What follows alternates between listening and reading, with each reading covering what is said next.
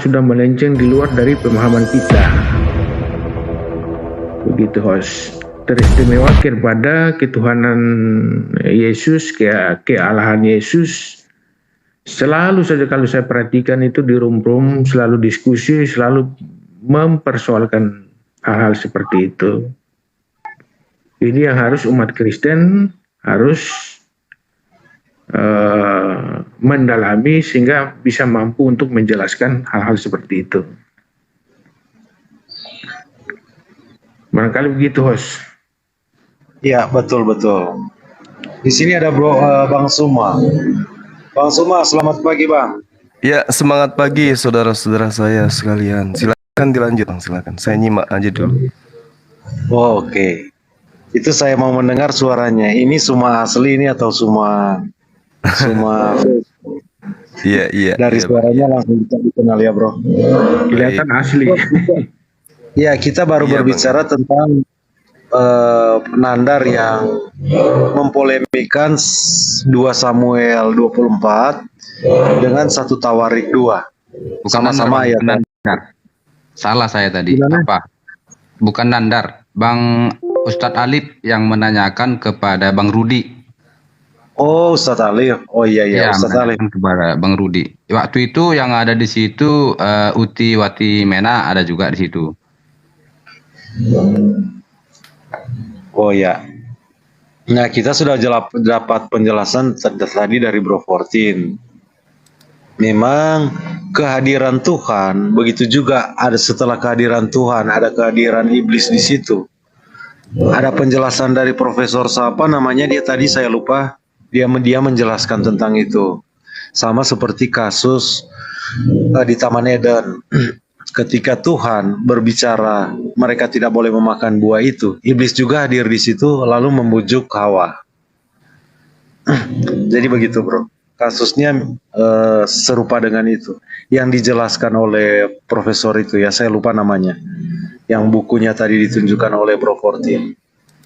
Jadi ada hal-hal di Alkitab memang kalau dibaca bertentangan, tetapi kalau kita memahami itu ternyata tidak bertentangan. Sama seperti yang saya bilang tentang roh jahat tadi yang datang dari Tuhan.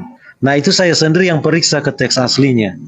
Satu persatu saya lihat kata-katanya. Oh, ternyata yang dimaksud roh jahat bukan merujuk kepada iblis, tetapi memang roh dari Tuhan untuk membuat perasaan Saul itu menjadi kacau.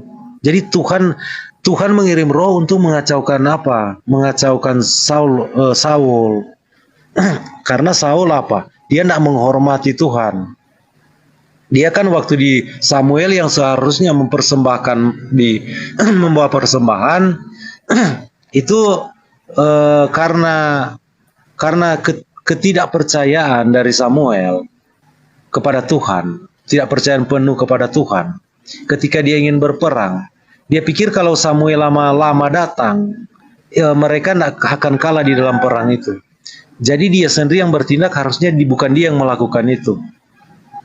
Nah, di situ berarti Samuel intinya di situ kurang percaya kepada Tuhan dan dia telah melanggar aturan yang Tuhan tetapkan. Nah, Tuhan mengirim roh untuk mengacaukan dia. Nah, roh untuk mengacaukan dia karena roh itu untuk membuat Samuel hatinya tidak tenang, gelisah. Nah, itu roh yang mana? Makanya di dalam terjemahan ditulis roh jahat. Semacam orang kan dibilang orang jahat. Tetapi kan orang jahat bukan berarti setan atau iblis begitu, oknum begitu. Tapi pekerjaan yang dilakukan oleh orang itu, makanya dia disebut jahat. Begitu. Jadi jahatnya dia tidak bisa disamakan dengan iblis begitu, Bro. Nah, ternyata saya tahu dari situ. Nah, itu juga dipolemikan kan itu tentang ayat itu, roh jahat yang dari Tuhan. Gitu, Bro Suma. Iya. Paham. Ya. Jadi ada lagi yang mau dipolemikan, Bro Suma? Di sini teman-teman kita sudah standby ini. Ya, silakan aja, Bang. Silakan aja mau bahas apa kita dialog pelan-pelan. Oke. Jadi teman-teman, apa yang bagus untuk dibicarakan ini?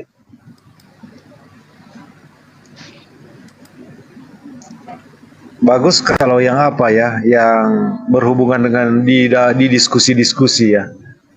Karena kita kan sini orang-orang semua yang masuk-masuk room diskusi lintas iman kan. Iya, betul. Baik, Bang Juma. Siap. Ini sebenarnya saya lama nih mencari di mana satu room yang untuk bisa bertanya kepada umat Muslim gitu kan. Tapi saya belum temukan gitu. Tapi kebetulan ada Bang Juma di sini. Iya, Kalau saya bertanya tentang Al-Quran boleh Bang ya? boleh, boleh, boleh.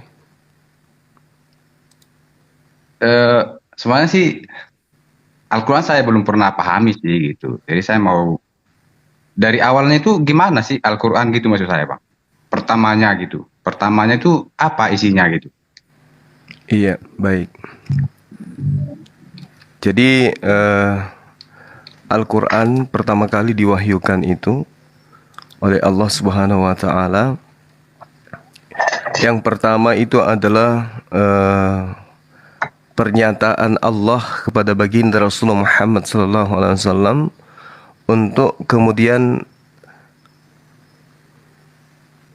membaca gitu ya, dalam arti kata memahami, menelaah, kemudian mengerti dan juga bisa memikirkan. Makanya wahyu yang pertama itu Iqra. Iqra bismi rabbikal ladzi khalaq. Bacalah dengan menyebut nama Tuhanmu yang menciptakan. Jadi semua yang kemudian diterangkan Al-Quran itu harus selalu dinisbahkan, selalu disandarkan kepada Allah. Karena diterangkan kemudian di dalam ayat Al-Alaq ini, wahyu pertama yang kemudian diterima oleh baginda, Iqra bismi rabbikal ladzi khalaq. Beliau diminta untuk kemudian menjelaskan, menelaah, menerapkan di dalam kehidupannya dengan selalu bersandar kepada Allah. Itu makna daripada surah Al-Alaq ayat pertama. Kemudian ayat kedua, khalaqal insana min 'alaq. Allah telah menciptakan manusia dari segumpal darah. Lalu kemudian Allah mengulang, Iqra bismi Iqra wa rabbukal akram. Bacalah dan Tuhanmu lah yang maha mulia. Alladzi 'allama bil qalam, yang mengajar manusia dengan perantaraan pena. Nah, jadi wahyu pertama itu kemudian datang kepada baginda Rasulullah Muhammad SAW secara beransur. Kemudian beliau diperintahkan untuk menyampaikan Al-Quran ini kepada para sahabatnya dan seluruh umat manusia. Itu Bang. Baik, Jadi Bang. dari Rasulullah kepada para sahabatnya kemudian menghafalkan dan menuliskan. Ya, gini Bang, maksud saya kan kalau di sini itu Alkitab itu kan dari sejarah awalnya gitu kan, dari sebuah literasi memang ada juga berbentuk sejarah dari awalnya manusia diciptakan gitu. Dan kalau di Al-Quran penciptaan manusia itu yang seperti saya pernah dengar dari Lona ya, Ibu Lona.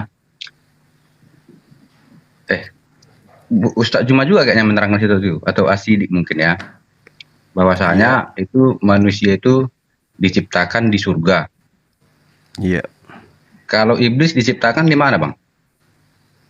Kalau di Al-Quran itu tidak dikatakan diciptakan di dunia atau diciptakan di surga. Itu tidak diterangkan di dalam Al-Quranul Karim tentang penciptaan iblis. Allah hanya menerangkan bahwasanya iblisnya yang mengaku kalau dia itu diciptakan dari api gitu. Sedangkan Adam dicipta dari tanah. Terkait Jadi dengan gimana? kalau iblis itu bisa di surga, bisa di neraka juga Bang? Tadinya mereka itu kemanapun bisa, ke surga juga bisa. Dan memang kejadian daripada Adam digodai itu kalau di dalam Islam itu di surga, di jannah. Karena tadinya iblis itu adalah makhluk yang taat. Nanti setelah kemudian diciptakan Adam alaihissalam, barulah iblis ini sombong, tidak mau sujud menghormat kepada Adam karena iblis merasa dirinya lebih tinggi derajatnya daripada Adam yang hanya dari tanah gitu. Oh, berarti iblis itu yang menggoda Adam itu di surga posisinya Bang ya? Iya, betul. Ya, yang mau saya tanya tadi, makanya saya tanya di mana iblis diciptakan gitu kan? Apakah dia memang sudah di bumi gitu kan? Atau siapa yang duluan diturunkan ke bumi, iblis atau Adam gitu? Kalau yang kita lihat di dalam Al-Qur'anul Karim, iblis itu lebih dulu diusir dari jannah. Barulah kemudian Adam. Itu diterangkan di dalam Al-Quran. Oke, baik Bang. Terima kasih Bang, itu yang saya tanya tadi. Tanya iblisnya diciptakan di mana gitu. Ya, ternyata jawabannya memang iblis bisa di surga dan bisa di neraka gitu Bang. Iya. Oke, terima kasih Bang. Makasih, sama-sama. Mungkin kita dialog aja, kita pilih tema. Habis itu kita tentukan waktunya supaya kita berikan edukasi gitu.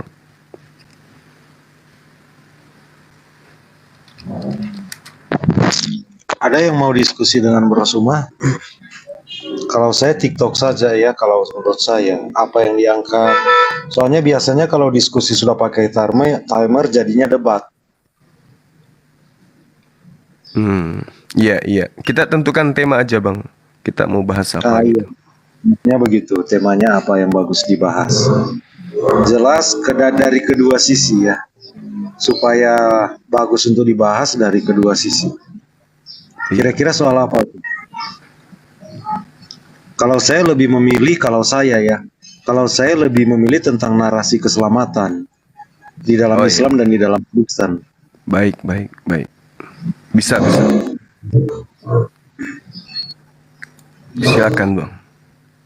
Oke, jadi begini ya Bro. Kalau di dalam kekristenan narasi besar yang luar biasa keselamatan itu yang dari Tuhan akan terlaksana oleh keturunan perempuan yang dijanjikan itu. Dan kita percaya itu di zaman perjanjian baru sekarang telah tergenapi di dalam pribadi Yesus Kristus.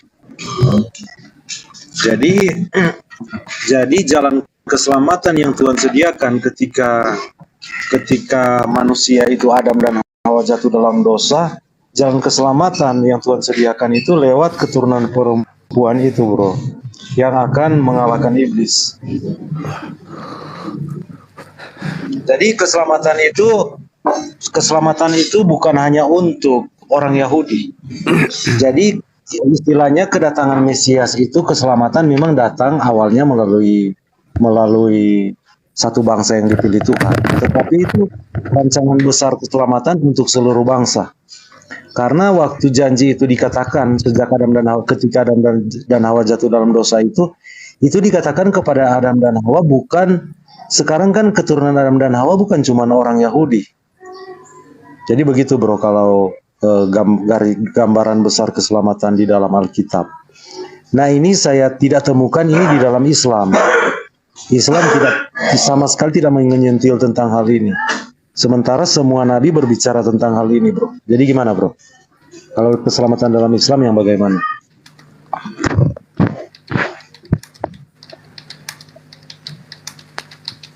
Oke, baik. Cek suara saya kedengaran? Bagus, cukup merdu. Ya. Baik. Kalau kami di dalam Islam itu ya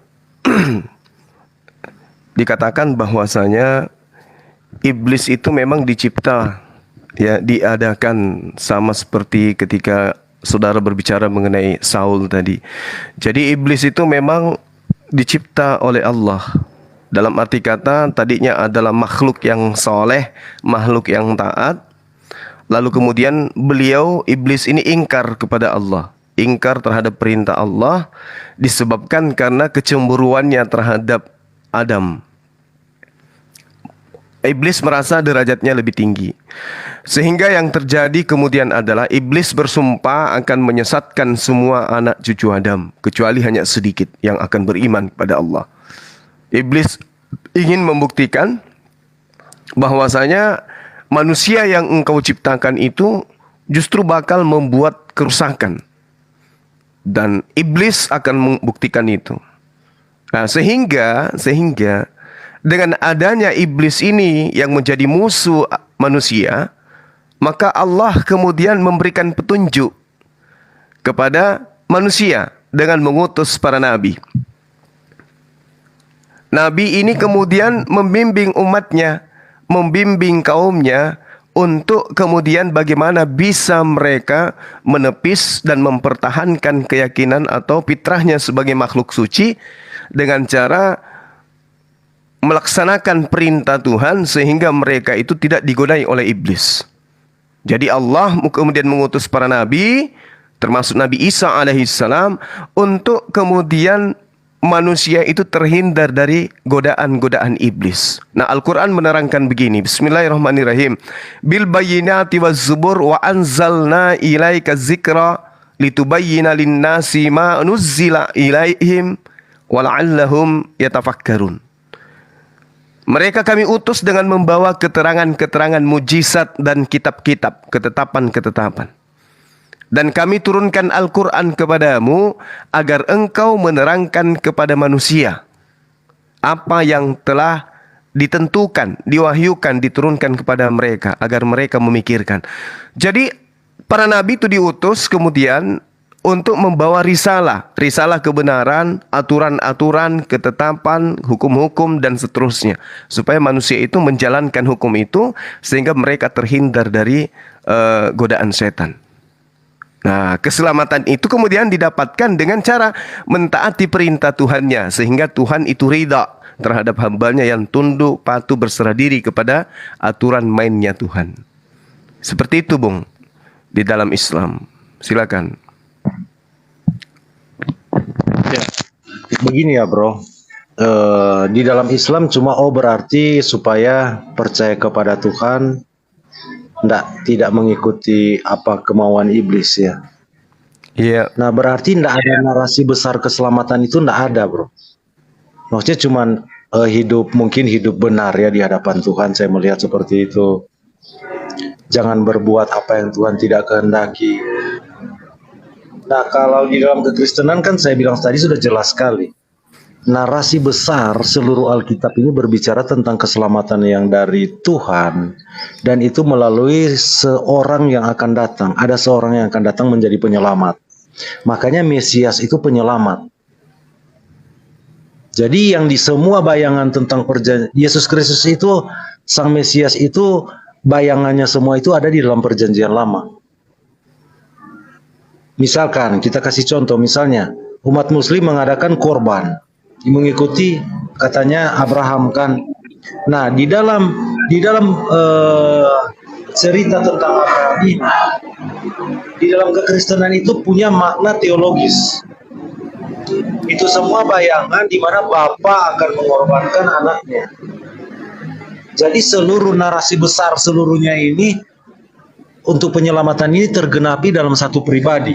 Jadi selama ribuan tahun, hampir 4.000 tahun itu ya, hampir 4.000 tahun sebelum keselamatan ini dinyatakan oleh Tuhan, itu Tuhan sendiri yang berkata tanpa henti ya, Tuhan berkata ini tentang keselamatan ini.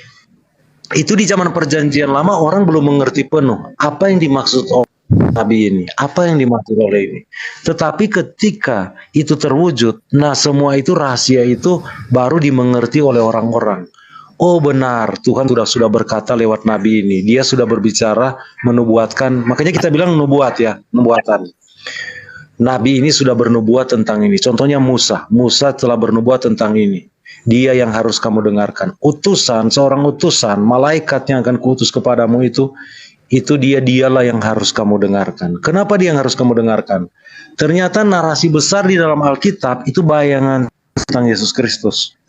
Baru dimengerti ketika hal itu digenapi. Bahkan untuk mengerti itu, Sama seperti ketika di saat kebangkitan Tuhan Yesus, murid-murid saja belum mengerti, tetapi Tuhan membuka pikiran mereka sehingga mereka mengerti kitab suci. Dan itu Tuhan Yesus berkata, semua yang tertulis tentang Mesias, dia harus menderita.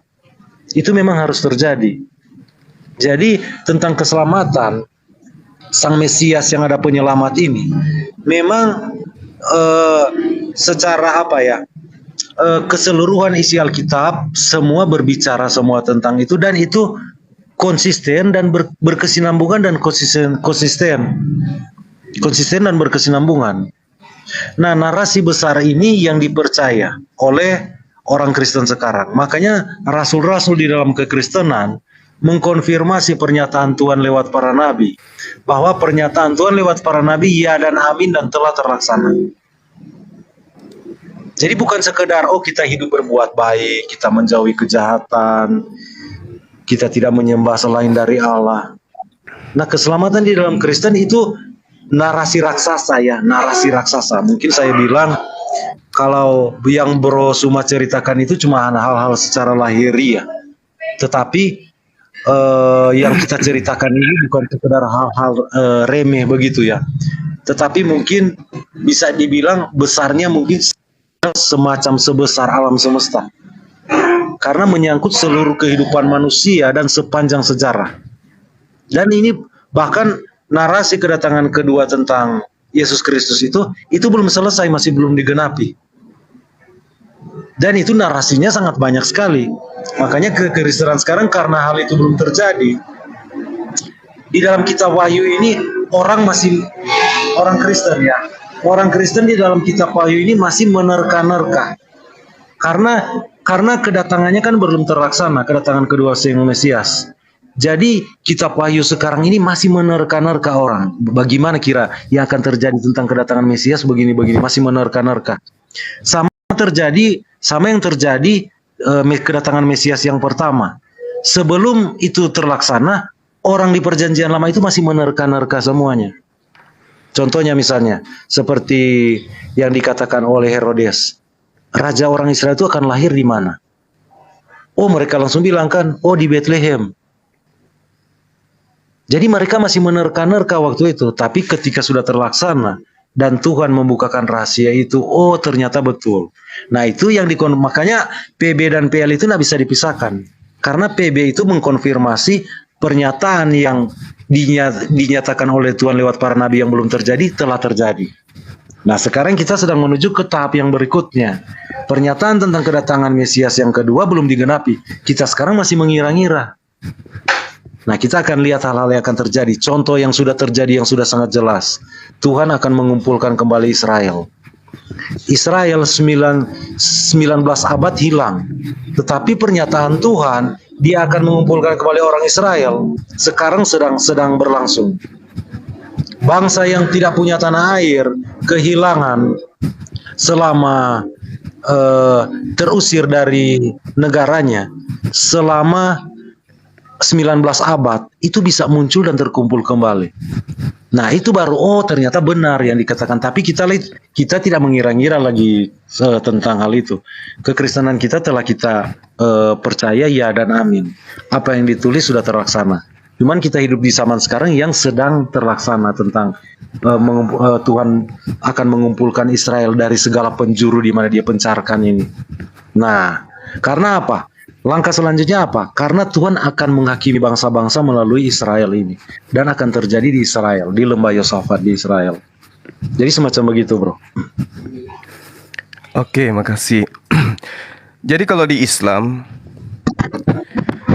masa praeksistensi para nabi itu, mereka mengambil perjanjian. Allah mengambil kemudian perjanjian bersama dengan para nabi. Diterangkan dalam Al-Quran, surah Ali Imran ayat 81. Wa iz ahazallahu mitsaka nabiyyin. Dan seterusnya ayat itu menjelaskan. Ingatlah ketika Allah mengambil perjanjian dari para nabi. Manakala aku memberikan kitab dan hikmah kepada kalian. Lalu datang kepada kamu seorang rasul yang membenarkan apa yang ada pada kalian, niscaya kalian akan sungguh-sungguh beriman kepadanya dan menolongnya. Allah berfirman, apakah kamu setuju dan menerima perjanjian denganku atas yang demikian itu? Para nabi di alam praeksistensi pun kemudian mengatakan, kami setuju. Allah berfirman, kalau begitu bersaksilah kamu wahai para nabi, dan aku juga menjadi saksi bersama kamu. Artinya rentetan nabi yang diutus oleh Allah ke atas muka bumi ini, itu sudah sepakat akan ada rasul terakhir yang akan membenarkan semua pengajaran-pengajaran yang kuberikan kepada kalian wahai para nabi. Dan para nabi juga mengatakan, ya kami terima, kami setuju. Nah, di dalam Ali Imran ayat 81 inilah kemudian terurai ada 3 kata di sana. Yang pertama adalah mithaq. Dalam Al-Quran dikatakan itu mithaq. Dalam bahasa Ibrani disebut berit rabah. Perjanjian agung yang amat dahsyat. Jadi Tuhan berfirman dengan menggunakan istilah mithaq. Itu merupakan isyarat betapa pentingnya perjanjian tersebut. Yang mana meneguhkan kepada manusia bahwa perjanjian diikat sendiri oleh Allah, oleh Tuhan, sebenarnya bukan perjanjian biasa, tapi merupakan perjanjian yang luar biasa. Yang mana perjanjian itu adalah perjanjian yang sangat serius. Nabi Adam diutus, setelahnya turun lagi nabi, setelahnya turun lagi nabi, setelahnya turun lagi nabi, sampai kepada Nabi Isa alaihissalam, sampai kepada baginda Rasulullah Muhammad SAW sebagai khataman nabiyyin dan juga sebagai rasul terakhir. Nah, lalu kemudian di ayat ketika Allah dan juga para nabi di preeksistensi mengambil perjanjian, di situ juga ada kata nabiyyin. Jadi kalau secara literal jelas sekali dikatakan bahwa kepada semua nabi-nabi yang sudah ada kita kenal, baik itu di Islam maupun di Kristen, al-nabiyyin itu merupakan nabi-nabi yang kemudian diajarkan, disampaikan. Ya, diajarkan bahwasanya dia yang akan menuntun, dia yang akan membawa arah keselamatan kepada kaumnya masing-masing. Nah, itulah kemudian sebabnya Al-Quran menerangkan nabiyyin dikuatkan dengan kata alif lam, yakni al-ma'rifah, sebagai bukti penekanan Allah bahwa memang Allah Tuhan pencipta dan bumi ini yang mengutus para nabi tersebut. Nah, ini yang kemudian menjadi tolak ukur Islam itu seperti apa gitu ya, kawan-kawan. Nah, lalu kemudian kata terakhir dari surah Ali Imran yang saya jelaskan tadi, itu ada kata rasul. Secara literal jelas sekali rasul ini sejajar dengan sholihah dalam bahasa Ibrani. Kenapa ada kemudian perbedaan antara rasul dengan nabi? Al-nabiyyin dan juga ada kata rasul.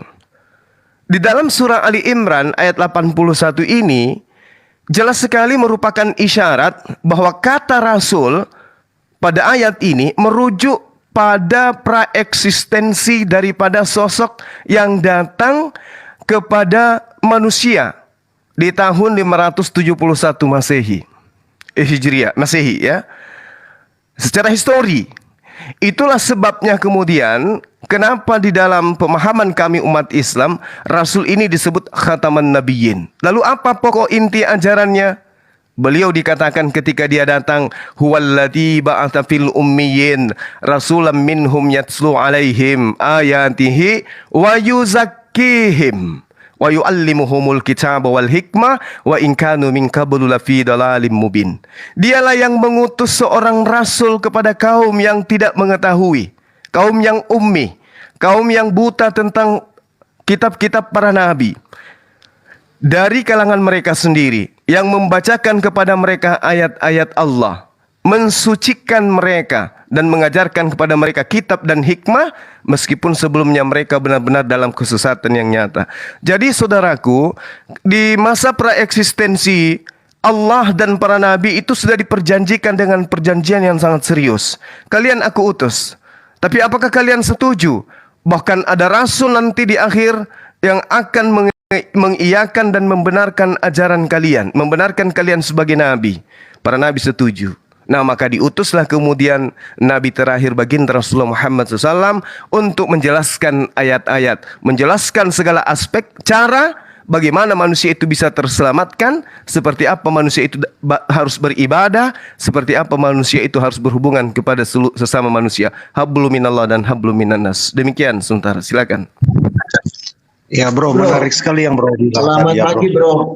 Halo bro. Selamat pagi Bro Triwira. Pagi, Selamat pagi. pagi, selamat Siap. pagi Triwira. Bro, saya bisa sisipin narasi nggak? Walaupun singkat. Iya bisa. Menghadapi- Kita cuma diskusi-diskusi santai. Diskusi, bro. ya. Oke, saya ngisi sedikit aja ya terkait kekristenan ya. Jadi gini, Bro Suma, kalau di kekristenan, memang kalau saya teliti ya, saya bolak-balik, saya teliti, saya komparasi, saya bandingkan. Memang kita berbeda, bro. Berbeda, sangat berbeda. Nah, itu dulu pembuka saya. Nah, saya akan entry point saya, itu dari ayat ini, bro. Dari ayat ini. Yohanes 5, di Perjanjian Baru ada 2 ayat. Yohanes 5 ayat 39 dan 40. Ya. Ayat 39. Kamu menyelidiki kitab-kitab suci, sebab kamu menyangka bahwa olehnya kamu mempunyai hidup yang kekal. Tetapi walaupun kitab-kitab suci itu memberi kesaksian tentang aku, namun kamu tidak mau datang kepadaku untuk memperoleh hidup itu. Itu yang pertama. Ya. Terus yang kedua, saya entry point-nya dari ayat yang sangat fenomenal dan menjadi sentra dari seluruh isi Alkitab. Ya, itu adalah Yohanes 14 ayat 6. Ya. Kata Yesus kepadanya, akulah jalan dan kebenaran dan hidup. Tidak ada seorang pun yang datang kepada Bapa kalau tidak melalui aku. Nah, kalau saya teliti ada 3 bagian besar ya yang merupakan sentra dari ajaran Alkitab, kebenaran dalam Alkitab secara menyeluruh, bahwa Yesus itu adalah jalan. Nah, saya teliti jalan ini apa? Apakah sekedar jalan seperti jalan biasa yang kita lalui untuk menghubungkan 2 tempat? Ternyata tidak seperti itu. Tidak hanya seperti itu. Jalan di sini saya hubungkan dengan istilah Injil. Bukan kitab Injil ya, tapi Injil.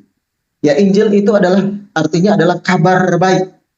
Jadi kalau kita teliti kabar baik ini mulai dari kitab Kejadian, Perjanjian Lama sampai Wahyu, itu senternya jelas memberitahukan tentang kedatangan Tuhan Yesus Kristus. Jadi senternya adalah Yesus Kristus.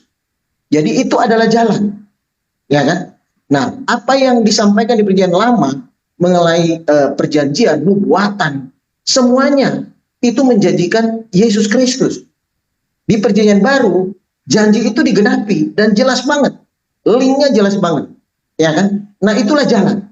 Nah, jalan ini oleh firman Allah, oleh Tuhan Yesus sendiri berkata adalah kebenaran dan kebenaran.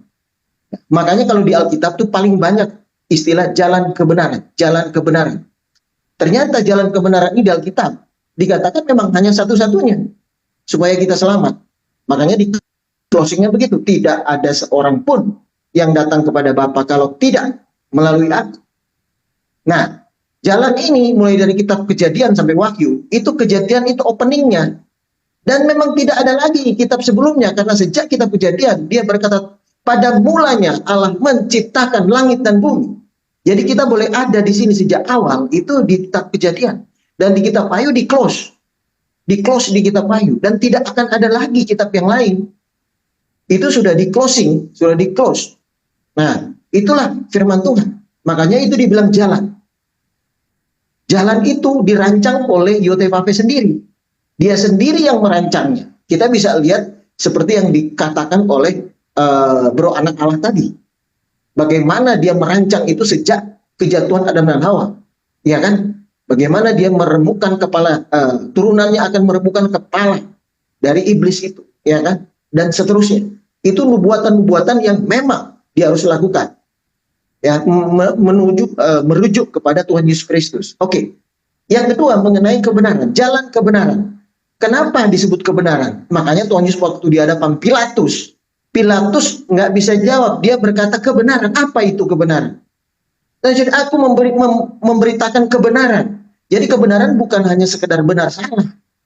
Jadi saya bisa simpulkan kalau saya baca Alkitab, kebenaran itu sebenarnya untuk menegaskan bahwa jalan yang dari Kejadian sampai Wahyu itu adalah kebenaran sejati. Itulah jalannya. Makanya dibilang jalan kebenaran. Nah, kebenaran itu tidak hanya dikatakan, ya. Makanya Alkitab itu lebih dari logika, di atas logika. Maksudnya, kalau kita bilang logika itu di atas logika. Maksudnya begini, bagaimana Yotevave itu menjanjikan, merancang rancangannya, jalannya, rencananya. Dan dia membuktikannya, memfaktakannya. Dia menepati janjinya. Dia mati di kayu salib untuk membuktikan bahwa dia mengasihi kita untuk kita selamat. Kenapa? Karena memang manusia diciptakan bukan untuk mati, tapi untuk selamat.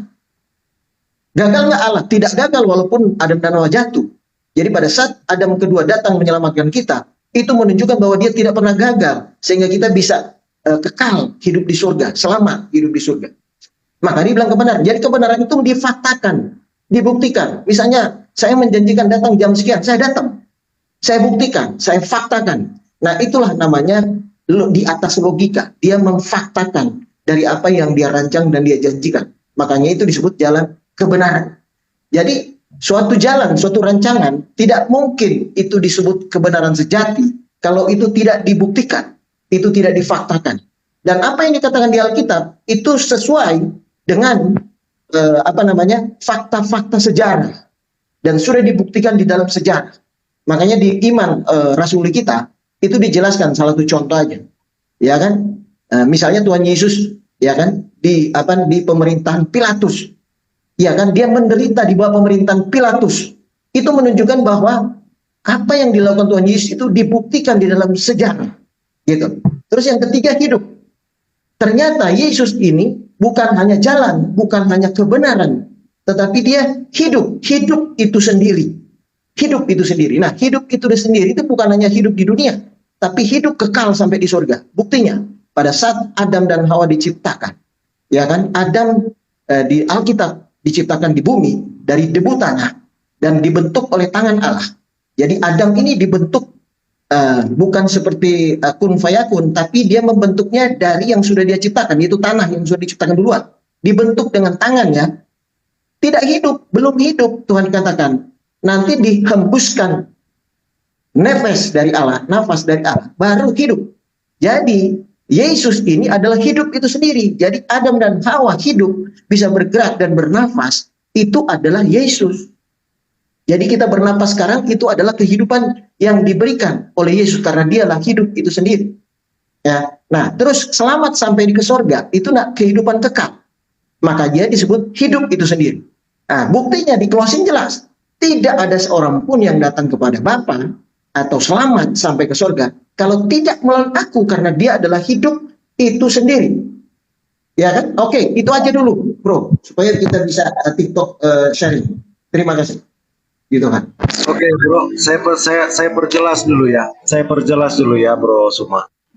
Jadi begini ya, saya sudah jelaskan, bro juga sudah jelaskan ya. Tentang iman kekristenan itu narasinya itu jelas, narasi keselamatan jelas. Dan itu memang rancangan Allah dan semua nabi berbicara tentang dia dan tentang dia keselamatan itu, yaitu Sang Mesias, dan semua rasul juga mengkonfirmasi itu. Jadi itu menjadi satu paket. Nah, Bro Suma kan tadi saya sempat dengar ya, nabi-nabi juga sama juga narasinya ya. Nabi-nabi juga berbicara tentang yang akan datang, yaitu Islam begitu ya. Nah, kira-kira Bro Suma ada rujukan-rujukan di mana pernyataan-pernyataan dari Islam bahwa sebagai agama terakhir dan penyempurna, pokoknya yang terakhir lah yang disediakan Allah mungkin sebagai jalan keselamatan. Kira-kira Bro Suma bisa menunjukkan rujukan-rujukannya. Kalau kita di dalam perjanjian baru 8.000 ayat di IPB itu rujukannya memang pernyataan Tuhan lewat para nabi sebelum hal itu terjadi. Jadi rujukan sebelum hal itu terjadi dan memang ada yang belum terjadi ya tentang kedatangan kedua. Tetapi yang dibicarakan di PB itu rujukannya ke PL semua, kitab nabi-nabi semua. Nah, kira-kira pernyataan-pernyataan dari Islam bahwa Islam itu adalah agama yang terakhir, tentang akan ada seorang utusan atau gimana, pokoknya narasi besar tentang Islam, itu kira-kira bisa ditunjukkan rujukan-rujukannya di mana Tuhan mengatakan hal itu sebelumnya lewat para nabi. Lewat para nabi ya. Lewat para nabi di mana pernah nabi-nabi itu berbicara tentang Islam inilah, tentang Islam dan keselamatan dengan penyempurna lah atau apalah. Pokoknya semua narasi besar tentang Islam ini rujukannya di mana kira-kira kalau kita bisa cross check ke pernyataan Tuhan lewat para nabi-nabi di dalam perjanjian lama sebelum Masehi tentunya ya, karena zaman para rasul itu di perjanjian baru tahun Masehi. Sebelum Masehi kita ini akan bandingkan bagaimana kekristenan kokohnya, ajaran kekristenan berdiri di atas apa, wujud dari pernyataan-pernyataan para nabi sebelum-sebelumnya, sebelum hal itu terjadi. Nah, kira-kira bisa tunjukkan di mana tentang Islam. Nabi-nabi berbicara tentang Islam di dalam kitab nabi-nabi. Karena di Alkitab itu 39 kitab perjanjian baru itu, ini kan 66 kitab semua. Yang 3/4 itu kitab nabi-nabi semua itu. Nah, itu rujukannya dari PB mengambil rujukannya dari PL itu. Nah, kira-kira rujukan dari Quran atau ajaran Islam itu yang merujuk ke PL kitab nabi-nabi, pernyataan para nabi, kira-kira narasinya di mana? Narasi para nabi tentang Islam. Silakan.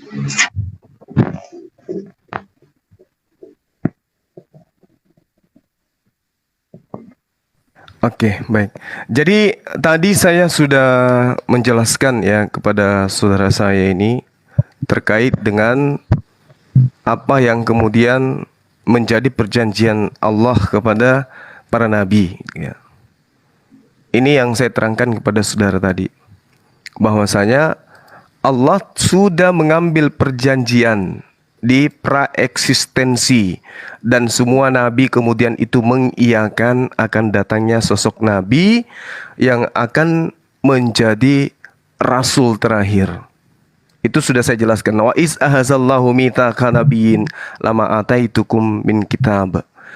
Allah mengambil perjanjian para nabi. Aku akan mengutus seorang rasul.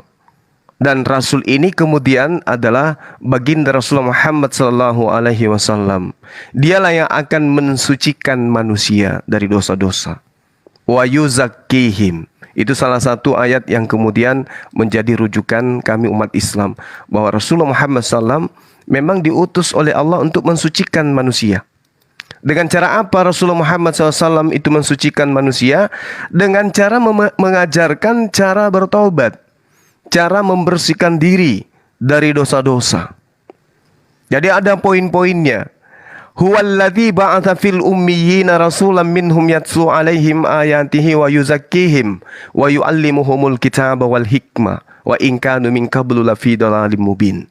Dialah yang mengutus seorang rasul kepada kaum yang ummi, kaum yang buta huruf terhadap kitab-kitab pengajaran terdahulu dari kalangan mereka sendiri, yang membacakan kepada mereka ayat-ayatnya, mensucikan mereka, wa yuzakkihim. Makanya Allah menerangkan, katakanlah kepada manusia, wahai Muhammad, kul in kuntum tuhibbunallah, jika engkau mencintai pencipta langit dan bumi, serukan kepada mereka untuk mengikuti dirimu, fattabi'uni, ikutlah kepada aku. Niscaya Allah pencipta langit dan bumi akan mengampuni segala dosa-dosamu, sebab Allah Maha Pengampun, Maha Penyayang. Surah Ali Imran ayat 31. Nah, kalau kita merujuk di dalam perjanjian lama, sahabatku ya, di dalam Yesaya 4:42 misalnya, lihat itu hambaku. Ya, di sini hamba Tuhan nih, bukan Tuhan. Lihat itu hambaku yang kupegang, orang pilihanku, yang kepadanya aku berkenan. Aku telah menaruh rohku ke atasnya, supaya ia menyatakan hukum kepada bangsa-bangsa. Nah, kalau saya menggunakan data ini kemudian arahnya itu kepada baginda Rasulullah Muhammad sallallahu alaihi wasallam. Di dalam Al-Qur'an surah Asy-Syura ayat 52, wa katsalika auhayna ilaika ruhan min amrina. Demikianlah kami wahyukan kepadamu roh dengan perintah kami. Sebelum engkau tidak mengetahui apakah kitab dan apakah iman itu, tetapi kami jadikan Al-Quran itu sebagai cahaya. Dengan itu kami memberi petunjuk siapa yang kami kehendaki di antara hamba-hamba kami. Dan sungguh engkau benar-benar adalah pembimbing manusia kepada jalan yang lurus. Nah, inilah yang saya katakan. Yesaya mengatakan, aku akan menaruh rohku untuk supaya orang hambaku ini menyatakan hukum-hukum kepada bangsa-bangsa. Inilah Al-Quran. Makanya Al-Quran itu tidak bisa kemudian dirubah. Al-Quran itu sebagai pedoman pembimbing manusia, seluruh manusia yang mau beriman kepada Allah Subhanahu wa Ta'ala. Nah, ini yang saya katakan kepada saudara. Kemudian ketika saudara kita ya, Triwira, sangat menarik apa yang saudara sampaikan. Al-Quran menjelaskan, Bung. Bismillahirrahmanirrahim. Walamma ja'a Isa bil bayyinati qala qad ji'tukum bil hikmah wali ubayyina lakum ba'dal ladina takhtalifuna fi fattaqullaha wa ati'un. Nabi Isa ketika datang membawa keterangan kepada Bani Israel, dia berkata, sungguh aku datang kepadamu dengan membawa hikmah dan untuk menjelaskan kepadamu sebagian dari apa yang kamu perselisihkan. Maka bertakwalah kepada Allah dan taatlah kepada aku. Jadi kami umat Islam itu mengakui Nabi Isa itu adalah sosok Nabi, Rasul yang datang kepada Bani Israel untuk mengajarkan Bani Israel menyembah hanya kepada Allah dan mengikuti dirinya sebagai utusan Allah. Jadi tidak ada yang sampai kepada Allah ketika Bani Israel itu tidak menerima dia sebagai utusan Allah. Wa rasulan ila Bani Israel anni qad ji'tukum bi ayatin min rabbikum anni akhluqu lakum minat tin ka hay'atit tayri fa anfukhu fihi fayakunu tayri bi idznillah. Jadi dia selalu mengatakan biiznillah, biiznillah. Aku membangkitkan orang mati, biiznillah. Aku menyembuhkan orang yang buta, biiznillah. Jadi dia selalu mengatakan biiznillah. Makanya diterangkan di dalam pengakuan beliau, inna fi dzalika laayatan la'allakum in kuntum mu'minin. Inilah tanda-tanda sesungguhnya bagi orang-orang yang beriman tentang tanda-tanda kerasulanku. Itu pengakuan Nabi Isa alaihissalam. Jadi ketika saudara mengatakan tidak ada yang sampai kepada Bapa tanpa melalui Yesus, kami iakan bagi Bani Israel. Nah, sementara mohon maaf kalau boleh saya sedikit mengatakan gini, teman-teman Kristenku ini, kalau saya melihat nih, ini tafsiran saya ya, tolong ditegur, saya diralat kalau salah. Kalau saya melihat teman Kristen, tidak ada yang sampai kepada Yesus kalau tidak melalui Paulus. Nah, sementara Yesus tidak ada yang sampai kepada Bapa tanpa melalui aku. Kenapa saya mengatakan demikian? Di dalam 1 Korintus 4:15, akulah yang menjadi Bapamu di dalam Yesus Kristus. 1 Korintus 11 nomor 1, jadilah teladanku sebagaimana juga aku ini adalah Kristus. Kalau kita melihat dari original teksnya. Nah, ending terakhir 1 menit dari saya, teman-teman. Kalau sahabat saya ini, teman-teman saya yang ada di sini menjadikan Yesus itu adalah Tuhan itu sendiri, coba kita lihat di dalam 1 Yohanes 3 nomor 2. Saudara-saudaraku yang kekasih, sekarang kita ini adalah anak-anak Tuhan, tetapi belum nyata apa keadaan kita nanti.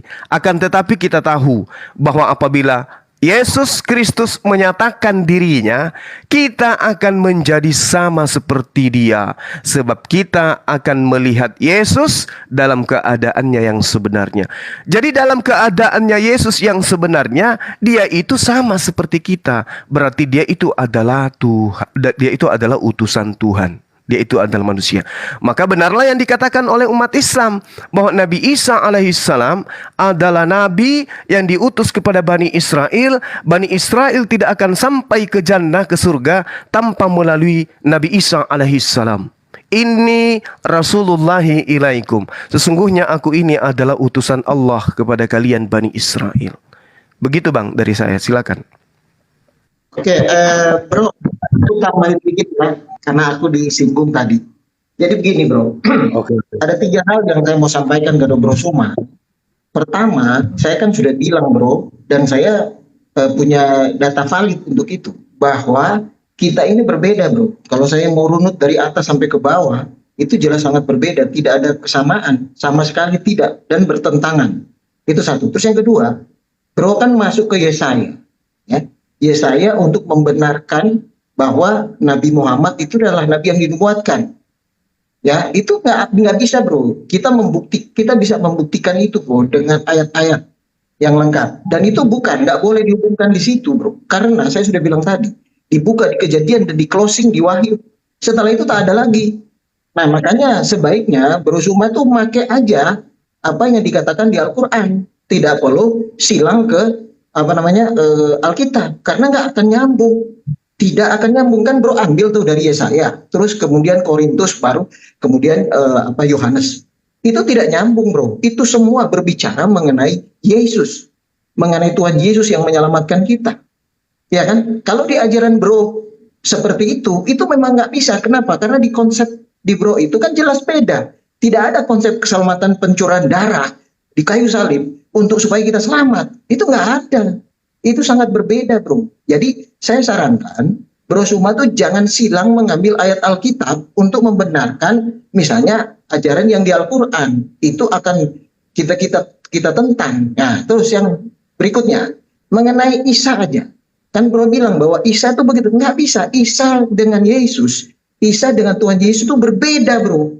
Ya, kalau kita pakai formula kartu keluarga aja, itu sudah berbeda. Jadi ini dua namanya aja udah berbeda. Isinya juga berbeda, kartu keluarga juga berbeda. Ya kan? Nama apalagi ya? Nama bisa sama. Ini nama udah berbeda. Ya, nama Yesus aja namanya banyak. Ada Yesus Barnabas, Yesus banyak sekali. Mana Yesus yang benar? Pasti hanya satu. Jadi nama aja bisa sama, bro. Tapi kalau kita lihat ke dalam, ya, itu menunjukkan dua orang yang berbeda. Nah, apalagi ini sudah berbeda, namanya aja udah berbeda, bro. Ya kan, Isa sama Yesus. Ya kan, kalau kita mau teliti ya, saya juga aja punya referensi bahwa Isa dan Yesus itu nama yang berbeda sebenarnya, bukan sama. Ya kan, kalaupun sama, karena berdasarkan etimologi dari ini, itu bro, pada saat kita pakai formula kartu keluarga, saya bilang kartu keluarga itu formulanya kan saat ini setiap orang bisa lihat kartu keluarganya. Ya kan? Itu sudah menunjukkan bahwa dua nama ini orangnya berbeda. Tidak sama, Bro Suma. Jadi jangan disilang seperti itu. Kalau menurut saya, biar aja itu menggunakan dalil-dalil di dalam Al-Quran. Silakan. Nanti kita akan menyampaikan konsep keselamatan menurut jalan kebenaran yang ditulis di dalam Alkitab. Nah, nanti audiens yang akan bisa memilih mana yang benar. Ya kan? Nah, itu. Terus terakhir, jadi tidak ada yang bisa mengatakan bahwa dua HP ini sama. Enggak. Kalau saya lihat, HP ini beda. Tapi kenapa ada orang yang datang mengatakan bahwa dua HP ini sama? Enggak ada. Enggak sama. Siapa yang bisa memaksakan itu bahwa itu sama? Itu orangnya kalau menurut saya nggak beres. Kenapa nggak beres? Loh, jelas HP-nya berbeda kok tapi dibilang sama. Itu nggak boleh. Kecuali HP-nya benar-benar sama. Sudah sama pun kalau kita lihat di dalamnya ternyata berbeda. Nah, kalau berbeda dan bertentangan berarti hanya ada satu yang benar. Nggak mungkin dua-dua benar. Nah, itu yang sebenarnya kalau saya concernnya di situ. Silakan kita menggunakan dalil Al-Quran, silakan berusaha menggunakan dalil Al-Quran mengenai keselamatan. Nah, kami akan menggunakan juga dalil firman Allah itu jalan kebenaran itu untuk menunjukkan bahwa ini loh keselamatan yang memang dirancang oleh Tuhan itu sendiri. Dan ini adalah jalan kebenaran, tidak ada yang lain. Saya tidak akan keluar dari situ karena firman Allah dan itu sudah dibuktikan dengan bukti-bukti sejarah. Nggak bisa yang amantah itu yang saya bilang tadi. Oke, itu aja dulu. Silakan bro anak alam. Oke. Jadi kita bukan berdebat ya Bro Triwira. Kalau mereka mau mengklaim itu terserah mereka ya. Mereka mau mengklaim itu terserah mereka. Nah, ketika misalnya Suma mengambil tentang Yesaya 42, mengklaim itu mungkin ke Islam, ke Muhammad ya. Saya bacakan di ayat 5 ya. Beginilah firman Allah. Beginilah firman Allah. Tuhan yang menciptakan langit dan yang membentangkannya dan yang menghamparkan bumi dengan segala yang tumbuh di atasnya, yang memberikan nafas kepada umat manusia untuk mendudukinya, dan nyawa-nyawa mereka yang hidup di atasnya. Aku ini Tuhan, telah memanggil engkau untuk maksud penyelamatan, telah memegang tangan kananmu. Aku telah membentuk engkau dan memberi engkau menjadi, garis bawah ini ya, memberi engkau menjadi perjanjian bagi umat manusia, menjadi terang untuk bangsa-bangsa. Nah, saya tahu ya, Bro Suma mengklaim ini bahwa ini Islam, ini menyangkut mungkin nabinya ya, nabi Islam. Menjadi perjanjian bagi umat manusia, menjadi terang untuk bangsa-bangsa. Nah, yang saya mau minta sini, di mana di ajaran-ajaran Islam itu, di ayat Quran itu disampaikan bahwa ayat itu merujuk kepada ayat yang Yesaya 42 ayat 6 ini. Bahwa Muhammad itu akan menjadi perjanjian bagi umat manusia dan menjadi terang bangsa-bangsa. Nah, kalau kita di dalam kekristenan itu jelas, rujukannya jelas. Kita bisa melihat rujukannya. Nah, kita ambil dulu yang Yesaya selanjutnya ya. Yesaya 49 ayat 6. Ini dikatakan, terlalu sedikit bagimu untuk menjadi hambaku. Jadi Israel ini ya, untuk menegakkan suku-suku Yakub, dan untuk mengembalikan orang-orang Israel yang masih terpelihara. Tetapi aku akan membuat engkau menjadi terang bagi bangsa-bangsa, supaya keselamatan yang daripadaku sampai ke ujung bumi. Jadi bukan hanya Israel ya. Israel dalam hal ini menjadi, digambarkan di ayat ini menjadi dia terang. Terang yang akan membawa terang kepada bangsa-bangsa ya. Untuk apa? Keselamatan yang daripada Tuhan sampai ke ujung bumi. Nah, ini berbicara tentang Israel dan Sang Mesias itu. Makanya Mesias harus datang di Israel. Nah, ketika Tuhan Yesus dibawa ke Bait Allah di hari ke-8 itu, di situ ada seorang bernama Simeon. Nah, dia kepada Simeon ini Roh Kudus telah memberitahukan kepada dia. Dia sudah sangat tua ya. Tetapi Roh Kudus telah memberitahukan kepada dia bahwa dia tidak akan mati sebelum dia melihat Mesias yang menjadi terang bangsa-bangsa dan kemuliaan bagi Israel. Ketika Yesus umur 8 hari dibawa ke Bait Allah. Nah, Nabi Simeon ini yang di Bait Allah ini, di mana Roh Kudus itu ada di atasnya, dan Roh Kudus yang menuntun dia untuk dia datang ke Bait Allah untuk menyambut Yesus itu. Nah, di situ Simeon langsung mengkonfirmasi ayat yang Bro Suma maksudkan tadi. Di situ Simeon langsung berkata begini, kita lihat ya. Simeon langsung berkata begini. Sekarang. Jadi begini ya, saya ambil dari ayat dulu 28 ya. Ia, Simeon ini ya, ia menyambut anak itu, Yesus ini ya, dan menatangnya sambil memuji Allah, katanya, sekarang Tuhan, biarlah hambamu ini pergi dalam damai sejahtera, sesuai dengan firman-Mu, sebab mataku telah melihat keselamatan yang datang daripadamu, yang telah Engkau sediakan di hadapan segala bangsa, yaitu terang yang menjadi penyataan bagi bangsa-bangsa dan menjadi kemuliaan bagi umat-Mu Israel. Jadi di sini ada seorang nabi di sini. Dia mengkonfirmasi pernyataan di Yesaya 42 ayat 5 dan 6 tadi. Nah, ini yang saya maksud. Yang ingin saya minta kepada Suma, di mana ayat-ayat Quran yang rujukannya seperti contoh yang saya bawakan yang satu ini. Dan tentang kedua, Suma menyinggung tadi tentang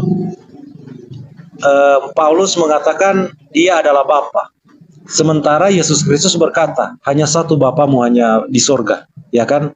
Tetapi kalau kita melihat Paulus ketika dia berkata aku Bapamu, hanya aku Bapamu, dia sedang berbicara tentang pengajar.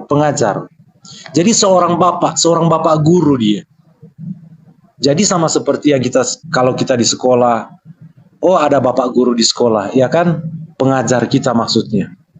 Tapi yang dimaksud oleh Tuhan Yesus, kita semua memiliki Bapa yang sama, yaitu Bapa di sorga. Berbeda konteksnya ketika Paulus berbicara dia seorang bapa dari jemaatnya itu. Artinya dia seorang pengajar, seorang bapa pengajar. Dia tidak berbicara tentang dia menyamakan diri tentang Allah, yaitu Bapa kita semua adalah Bapa di sorga. Jadi saya cuma menjelaskan itu ya. Ya, yang saya minta, saya kira Bro Suma sudah paham ya. Contoh ini di Lukas 2 ayat 28 sampai 32, rujukannya Yesaya tadi ayat 5 dan 6. Bisakah Islam menunjukkan, di sini Bro Suma mewakili Islam ya, menunjukkan ayat di Al-Quran yang narasinya seperti yang saya minta, di mana dikatakan di Quran bahwa Quran berbicara tentang apa yang dibicarakan oleh para nabi Yesaya tadi di ayat 42 telah digenapi kepada Islam dan Muhammad. Itu mungkin pertanyaan saya kepada Bro. Ya, silakan. Oke, baik. Makasih, Bang. Jadi yang pertama saya ambil dari yang terakhir supaya saya tidak lupa ya. Kalau Anda mengatakan, saudara saya mengatakan Paulus itu adalah bapak pengajar. Coba Anda lihat di dalam Amsal 3:11 nomor 12. Bapak Yahweh itu juga adalah pengajar. Jadi sama-sama pengajar dua oknum ini. Lalu kemudian di Al-Quran diterangkan begini. Bismillahirrahmanirrahim. Wa ma qadarullahu haqqa qadri isqalu ma anzalallahu ala basharim min syai'. Kul man anzalal kitab alladhina ja'a bihi Musa nura wa huda linnas, kepada manusia. Taj'alunaha qaratis tubdunaha wa tukhfuna katsira wa ulimtum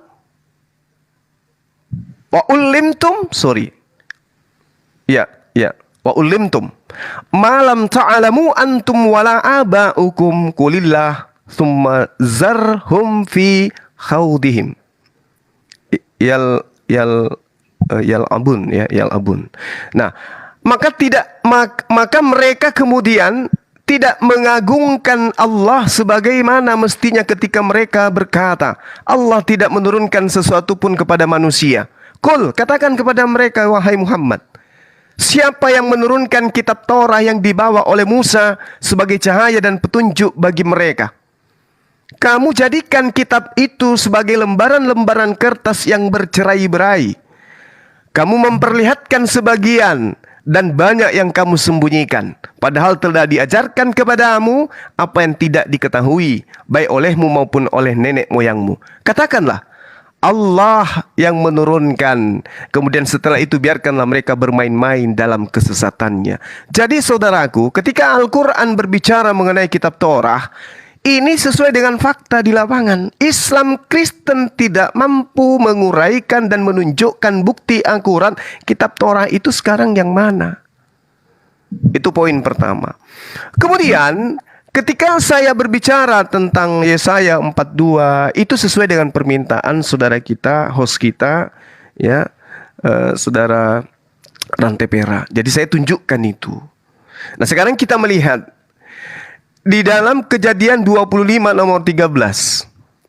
Inilah nama-nama anak-anak Ismail. Di antaranya adalah Nebayot dan juga adalah Kedar. Ingat saudaraku, Nebayot dan juga Kedar. Kenapa umat Islam saya dalam hal ini apologet Muslim berbicara membawa kitab Kejadian? Karena kami mengimani kitab-kitab terdahulu. Gitu ya, kami mengimani kitab-kitab terdahulu. Kitab terdahulu dicampur adukkan itu ada dalam Al-Quran. Bahkan tadi barusan saya bacakan ayatnya, sebagian disembunyikan, sebagian juga ditampilkan. Nah, kita lihat tadi Nebayot dan juga Kedar. Sekarang saya ingin mengajak saudara kembali kepada Yesaya 42 nomor 10 dan seterusnya. Nyanyikanlah nyanyian baru bagi Tuhan dan pujilah Dia dari ujung bumi. Baiklah laut bergemuruh serta segala isinya, dan pulau-pulau dengan segala penduduknya. Baiklah padang gurun menyaringkan suara dengan kota-kotanya, dan dengan desa-desa yang didiami Kedar. Nah, sekarang mari kita lihat. Siapa Kedar ini? Keturunan Ismail. Siapa yang menyaringkan suara dalam beribadah? Allahu Akbar, Allahu Akbar. Kota, desa, semua menyanyikan nyanyian baru bagi Tuhan pencipta langit dan bumi. Dan itu didiami oleh keturunan Ismail, yaitu Kedar. Ini kitab. Ini digenapi hanya keturunan Ismail. Itu satu, Bung. Itu satu.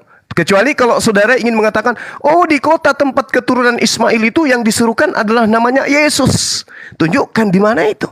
Di gereja-gereja pun tidak ada menyerukan nyanyian baru bagi Tuhan. Sedangkan perintahnya adalah, baiklah laut bergemuruh serta segala isinya dan pulau-pulau dengan segala penduduknya. Baiklah padang gurun menyaringkan suara. Bukan menyembunyikan suara, menyaringkan suara dengan kota-kota dan dengan desa-desa yang didiami Kedar. Dan itu hanya digenapi oleh Islam. Masya Allah. Itu yang pertama. Ini bukan saya mengada-ngada loh ya, tapi ini fakta. Kecuali Anda ingin menunjukkan di mana itu suara dinyaringkan di gereja-gereja dengan menyerukan Tuhan bernama Yesus itu. Itu tidak bisa kita temukan. Dan ini faktanya di kitabnya saudara yang Anda genggam hari ini, itu terjadinya di kota-kota dan desa-desa yang didiami keturunan Ismail, yaitu Kedar. Nah, yang kedua, Yesaya 60. Kelimpahan dari seberang laut akan beralih kepadamu. Sejumlah besar onta akan menutupi daerahmu. Segala kambing domba Kedar dan Nebayot. Ingat, Ismail anaknya yang pertama adalah Nebayot, anak keduanya adalah Kedar. Lagi-lagi ibadah, semua harta yang berlimpah kemudian dari seberang lautan, sejumlah besar onta dan menutupi daerahmu, segala kambing domba Kedar dan Nebayot untuk ibadahmu. Aku akan menyemarakkan rumah keagunganku, orang-orang asing akan membangun tembokmu, mereka akan menyebut engkau kota Tuhan. Ini siapa yang genapin? Keturunan Nebayot, keturunan Kedar melakukan ibadah itu di mana sampai hari ini? Anda, saudara-saudara saya Kristen yang saya kasihi, tidak akan mampu menunjukkan siapa yang menggenapi selain daripada keturunan Ismail, karena di situ sudah disebut Kedar, sudah disebut Nebayot, sudah dilimpahkan dari seberang laut, dan itu hanya ada di Mekah yang sebentar lagi akan bergemuruh dengan datangnya jemaah-jemaah dari seberang laut membawa harta mereka ke sana. Subhanallah. Saya kira cukup ini dua untuk sebagai bahan pikiran kepada saudara-saudara saya. Makanya tadi saya mengambil Al-Quranul Karim. Wa is ahazallahu mithaqa nabiyyin lama ataitukum. Dialah yang diperjanjikan Allah di praeksistensi para nabi, akan datang seorang nabi, rasul penutup yang menyimpulkan semua ajaran para nabi dan rasul. Demikian sementara. Silakan. Oke, jadi Bro Suma nggak mengambil. Bro, Gimana? Bro, sedikit aja. Bro, anak kalau ya. sedikit aja saya tanggapi untuk Bro Suma. Ya begini Bro Suma. Yang Yesaya 42 dan ayat 10 yang Bro ambil itu hanya membicarakan, menyampaikan kepada kita bahwa memang seluruh bumi termasuk yang Bro katakan tadi, yang terkait dengan Kedar, itu memang akan memuliakan Tuhan. Itu jelas kalau Bro baca mengenai nyanyian baru Bro, dari kitab Mazmur sampai Wahyu. Nah, Bro nggak baca kan kitab Wahyu? Ya kan? Nyanyian baru. Itu sebenarnya semua dijelaskan Bro. Di kitab Wahyu dijelaskan apa itu nyanyian baru. Begitu Bro. Nyanyian baru yang paling kuat yang dinyanyikan di dalam kitab Wahyu adalah pada saat Yesus dinobatkan menjadi raja di atas segala raja. Dan dia datang kembali untuk memerintah kerajaan 1000 tahun. Begitu Bro, termasuk Kedar itu akan bertobat. Semua akan bertukuk lutut.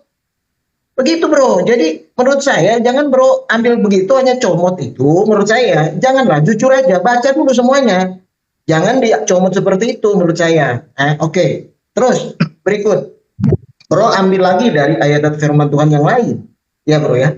Kalau menurut saya nanti akan disampaikan oleh Bro anak Allah untuk mendekatinya. Ya kan? Saya yakin Bro anak Allah sudah punya itu jawaban untuk mengklarifikasi ayat-ayat firman. Saya klarifikasi satu itu aja. Nah, saya closingnya sedikit aja. Saya mau sampaikan kepada Bro Zuma. Ya, saya mau ambil kutipan Lukas 2 ayat 34 sama 35. Ini buat kita supaya kita bisa berawas-awas ya. Dalam kalau berdiskusi kita sudah tahu sebenarnya. Ya kan? Kita sudah memahaminya dan kita waspada dalam berdiskusi. Kita juga nggak boleh. Saya sebagai pribadi tidak mau juga saya berkata dan menyalahi firman Tuhan. Saya tidak mau. Kan gitu. Itu prinsip saya. Ya. Lukas 2 ayat 34 sampai 35. Lalu Simeon memberkati mereka dan berkata kepada Maria, ibu anak itu, sesungguhnya anak ini ditentukan untuk menjatuhkan atau membangkitkan banyak orang di Israel. Dan untuk menjadi suatu tanda yang menimbulkan perbantahan. Jadi yang kita diskusi ada sampai berdebat, itu sudah dinubuatkan bahwa memang semua orang akan berbantah-bantah tentang anak Allah ini. Itu sudah dibuatkan. Jadi kita tidak kaget, ya. Nah, terus yang 35, ini 35 yang paling strong ini 35. Banyak mungkin saya juga baru tahu sekarang ini, ya, maksudnya. Dan suatu pedang akan menembus jiwamu sendiri supaya menjadi nyata pikiran hati banyak orang. Apa maksud ayat 35? Ternyata maksud ayat 35 itu kebenaran. Memang kebenaran itu sakit, bro. Dia sakit, ya kan? Kalau dia dibuka, itu sakit. Makanya ayat 35 dikatakan, dan suatu pedang akan menembus jiwamu sendiri. Dengan kebenaran itu. Dengan yang saya sampaikan, aku adalah jalan dan kebenaran. Jadi pada saat kebenaran itu dibuka dan dimengerti, ya, itu menunjukkan bahwa kebenaran ini ada yang bilang, waduh pahit nih, sakit nih. Tapi itu harus dibuka, karena itu yang memerdekakan kita. Kebenaran itu akan memerdekakan kamu. Nah, dan suatu pedang akan menembus jiwamu sendiri supaya nyata pikiran hati banyak orang. Oke, itu aja closingnya. Lanjutkan, bro, anak Allah. Terima kasih. Oh ya, tadi Bro Suma yang saya minta itu rujukannya dari ayat Quran yang berbicara tentang hal yang sama ya. Tentang apakah Islam dan Muhammad menjadi terang bangsa-bangsa dan kemuliaan bagi Israel. Nah, itu saya sudah konfirmasi, Bro Triwira juga sudah melanjutkan itu ya. Nah, Bro Suma bisa menunjukkan itu ya, di mana pernyataan di Quran itu bahwa nubuatan di dalam Yesaya 42 tadi ya, berbicara tentang kemuliaan bagi Islam itu atau kemuliaan bagi Islam itu ya, untuk Islam itu menjadi terang bangsa-bangsa. Malah Bro Suma itu lompat ke Yesaya 60 ya. Yesaya 60 cuman mengutip ayat yang ke-10. Nah, kalau kita lanjut selanjutnya itu seperti yang disampaikan Bro Triwira tadi, itu untuk segala bangsa. Karena di sini di ayat 11 juga dikatakan begini. Pintu-pintu gerbangmu akan terbuka senantiasa, baik siang maupun malam. Tidak akan tertutup, supaya orang-orang membawa kekayaan bangsa-bangsa kepadamu. Sedang raja-raja mereka ikut digiring sebagai tawanan. Ayat selanjutnya, sungguh bangsa dan kerajaan yang tidak mau mengabdi kepadamu akan lenyap. Bangsa-bangsa itu akan kubinasakan.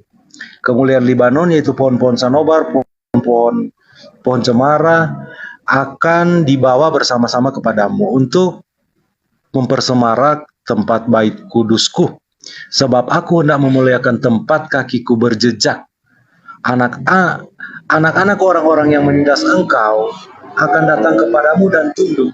Dan semua orang yang menista engkau akan sujud menyembah telapak kakimu. Mereka akan menyebutkan engkau kota Tuhan. Nah, kota Tuhan ini di mana? Kita semua tahu Sion. Dan memang tercatat di sini. Saya bacakan sekali lagi ya. Mereka akan menyebut engkau kota Tuhan. Dalam tanda kutip, Sion milik yang Maha Kudus Allah Israel. Jadi tidak berbicara sama sekali tentang Mekah. Baru di ayat tadi yang Bro kutip tadi, ayat 10 tadi, tunggu ya.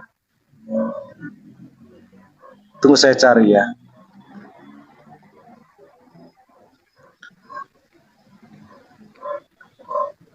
Saya rasa sudah cukup, Bro.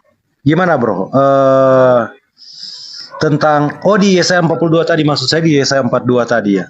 Bro mengutip tadi tentang bangsa-bangsa yang di Diami Kedar. Bro nak mengutip selanjutnya, pulau-pulau, dari ujung-ujung bumi, pulau-pulau. Arab itu bukan pulau-pulau, ujung-ujung bumi. Itu seperti yang dijelaskan oleh Bro Triwira tadi, itu untuk segala bangsa. Makanya itu yang dikatakan oleh Simeon yang saya katakan tadi. Anak ini, Sang Mesias, akan menjadi terang bagi bangsa-bangsa dan kemuliaan bagi Israel. Jadi sama sekali kita lihat tidak merujuk kepada Islam dan Muhammad. Tetapi justru Alkitab mengkonfirmasi. Para rasul mengkonfirmasi pasal yang berbawakan itu. Tentang judul perikopnya saja Yesaya 60 ya, Bro. Kemuliaan Sion yang akan datang. Jadi kemuliaan Sion yang akan datang. Dan di situ disebutkan di ayat yang saya bawakan tadi, kota mana Sion itu? Kota Tuhan. Dalam tanda kutip di sini tulis Sion, milik yang Maha Kudus Allah Israel. Jadi ketika mau digiring ke Arab, itu akan bisa masuk. Karena secara literal dikatakan kotanya apa? Sion kotanya. Apakah Arab Sion? Sion itu di Israel. Kotanya Daud. Rajanya Raja Daud. Mesias, Raja Daud untuk selama-lamanya. Siapa yang bisa menjadi raja untuk selama-lamanya? Kekuasaannya kekal, kerajaannya kekal, kerajaan Mesias. Jadi Mesias berbicara tentang Mesias sebagai raja. Tidak akan bisa merujuk kepada Islam dan Muhammad. Karena tempatnya saja bukan di Mekah, tetapi di Sion. Dan rajanya jelas. Raja yang di Sion siapa? Daud. Dan keturunan Daud siapa yang akan menjadi raja bagi Yakub? Mesias. Jadi begitu Bro Suma. Oke, baik saudara-saudara. Lagi-lagi saya ambil dari yang terakhir ya. Dari penjelasan saudara saya, Rantai Perak. Kalau Anda mengatakan Sion dan tahta Daud, Mesias, coba Anda lihat dalam Yeremia 30:36.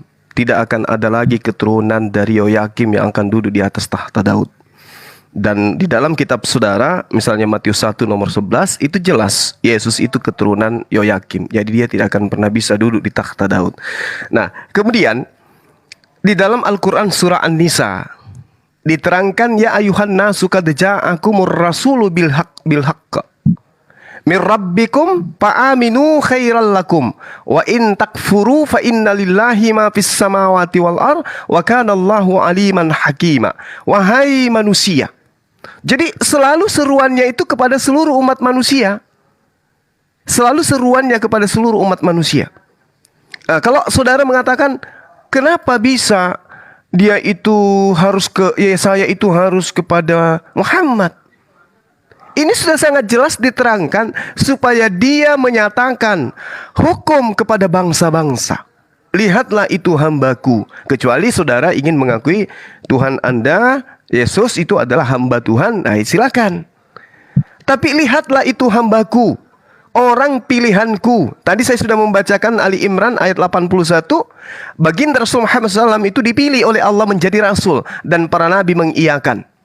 Kepadanya aku berkenan, aku telah menaruh rohku. Surah Asy-Syura ayat 52.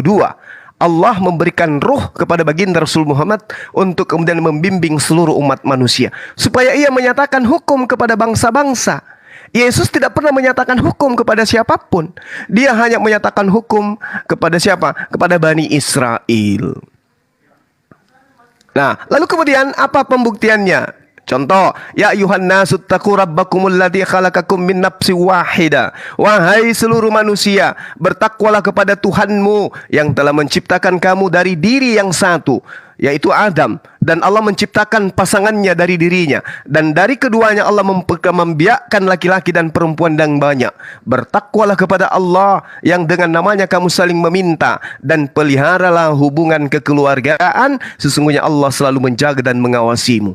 Ini seruannya kepada seluruh umat manusia. Menyatakan hukum-hukum ini kepada seluruh umat manusia. Ya ayuhan nasu qad ja'akumur rasulu bil haqq mir rabbikum. Wahai manusia, telah datang sungguh kepada kalian seorang rasul yang membawa kebenaran dari Tuhanmu. Maka berimanlah kepadanya, itu lebih baik daripada yang lain. Dan jika kamu kufur, tidak merugikan bagi Allah sedikit pun. Karena sesungguhnya milik Allah apa yang ada di langit dan apa yang ada di bumi. Allah maha mengetahui lagi maha bijaksana. Jadi kalau kita berbicara tentang nubuat, Anda berbicara tentang nubuat, ya saya tunjukkan nubuat itu. Saudara saya hargai. Anda mengatakan itu tidak pas. Ya, itu kemudian tidak pas. Kenapa? Karena begitu datang Nabi Isa Yesus kepada Bani Israel, memang akan menimbulkan banyak perselisihan. Itu juga diterangkan di dalam Al-Quran, saudara. Ketika Nabi Isa alaihissalam datang kepada Bani Israel, beliau kemudian kedatangannya kemudian adalah untuk menjelaskan sebagian apa yang mereka perselisihkan. As-Zukhruf ayat 63. Walamma ja'a Isa bil bayyinati qala qad ji'tukum bil hikmah wa li ubayyina lakum ba'dal ladina takhtalifuna fi, yang mereka perselisihkan. Jadi ketika datang Nabi Isa alaihissalam kepada mereka, yang mereka perselisihkan itu sudah sangat jelas. Nabi Isa datang mengatakan dia adalah utusan Tuhan, tidak dapat berbuat apa-apa dari dirinya sendiri, tidak berkata-kata dari dirinya sendiri, mengajarkan menyembah kepada Tuhan pencipta langit dan bumi, dan mengajarkan mengimani dirinya sebagai utusan Tuhan pencipta langit dan bumi. Perselisihannya itu sudah jelas, selesai, sudah nyata di sana. Nah, kalau kemudian saudara saya mengatakan nyanyian baru itu adalah Mazmur, Anda keliru. Nyanyian Mazmur itu nyanyian lama, itu nyanyian Daud. Nyanyian baru yang akan dinyanyikan oleh keturunan Ismail di kota-kota yang didiami oleh Kedar, itu sudah terlaksana hari ini. Jangan Anda mengatakan nanti. Hari ini umat Islam sudah menyuarakan dengan suara yang nyaring, Nabi Isa alaihissalam adalah utusan Allah kepada Bani Israel. Jadi tidak perlu lagi tunggu waktu lama.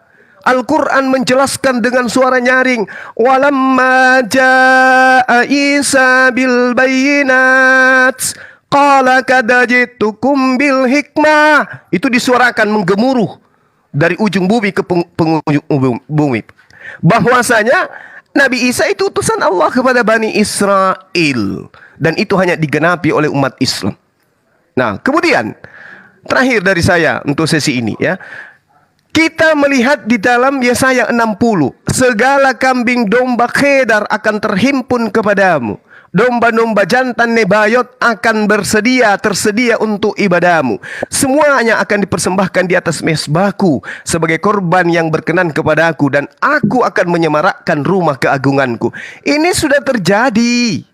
Kalau Anda mengatakan baca data selanjutnya, Al-Quran menjawab itu, bahwa isi kitab-kitab terdahulu itu sudah menjadi lembaran-lembaran yang bercerai-berai. Ingat saudaraku, ingat, nanti di abad ke-16 baru manuskrip perjanjian lama itu terkumpul. Itu pun hanya berita-berita internal gereja saja.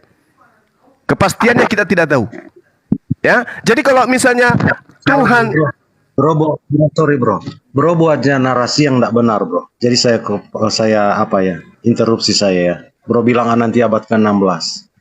Karena ya, itu, kanon Alkitab itu bro. Silakan. Kanon Alkitab itu bro. Iya. Bukan abad ke-16. Silakan lanjut. Ya, oke. Yang saya maksud ini perjanjian lama, bukan perjanjian baru. Kalau yang perjanjian baru itu kan di abad ke-4. Ya, oke.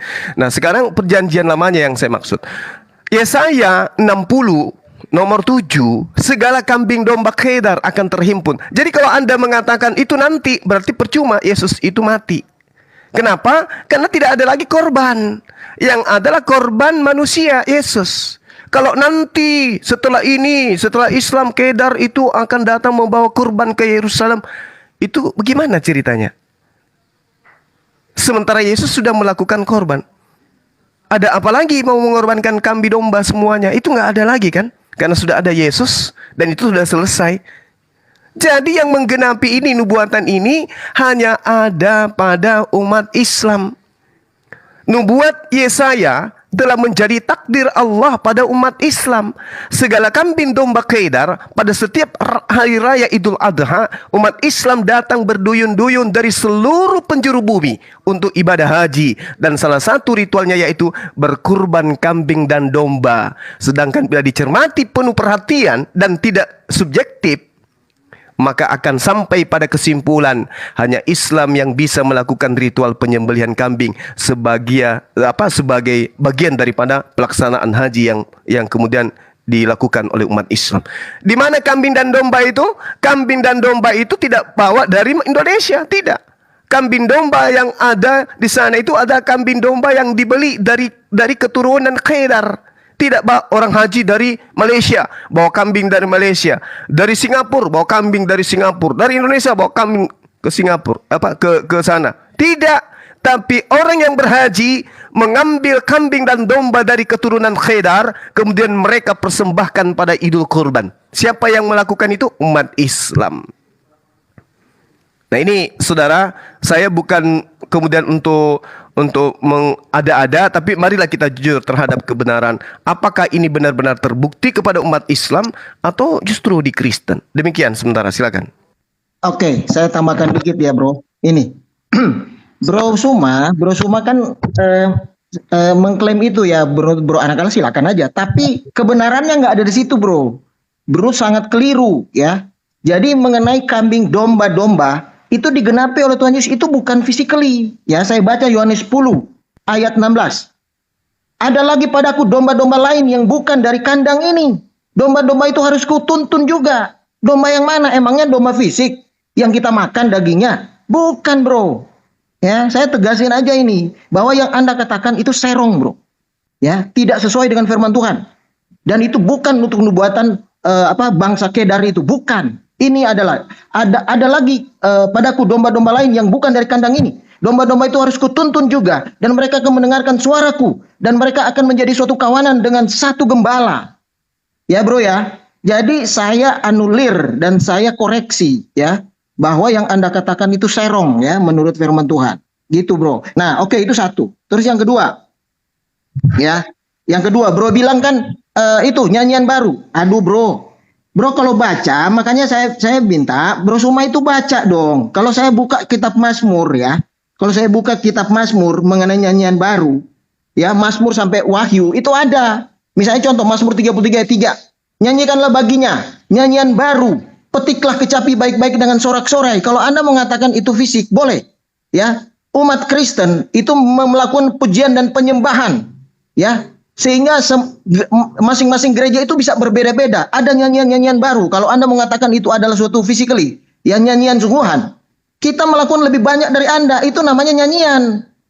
Ya, bukan irama yang dibuat untuk suatu tulisan, tidak, tapi nyanyian. Nyanyian itu pujian. Gitu loh, jangan diserongkan maksud firman Allah itu bro.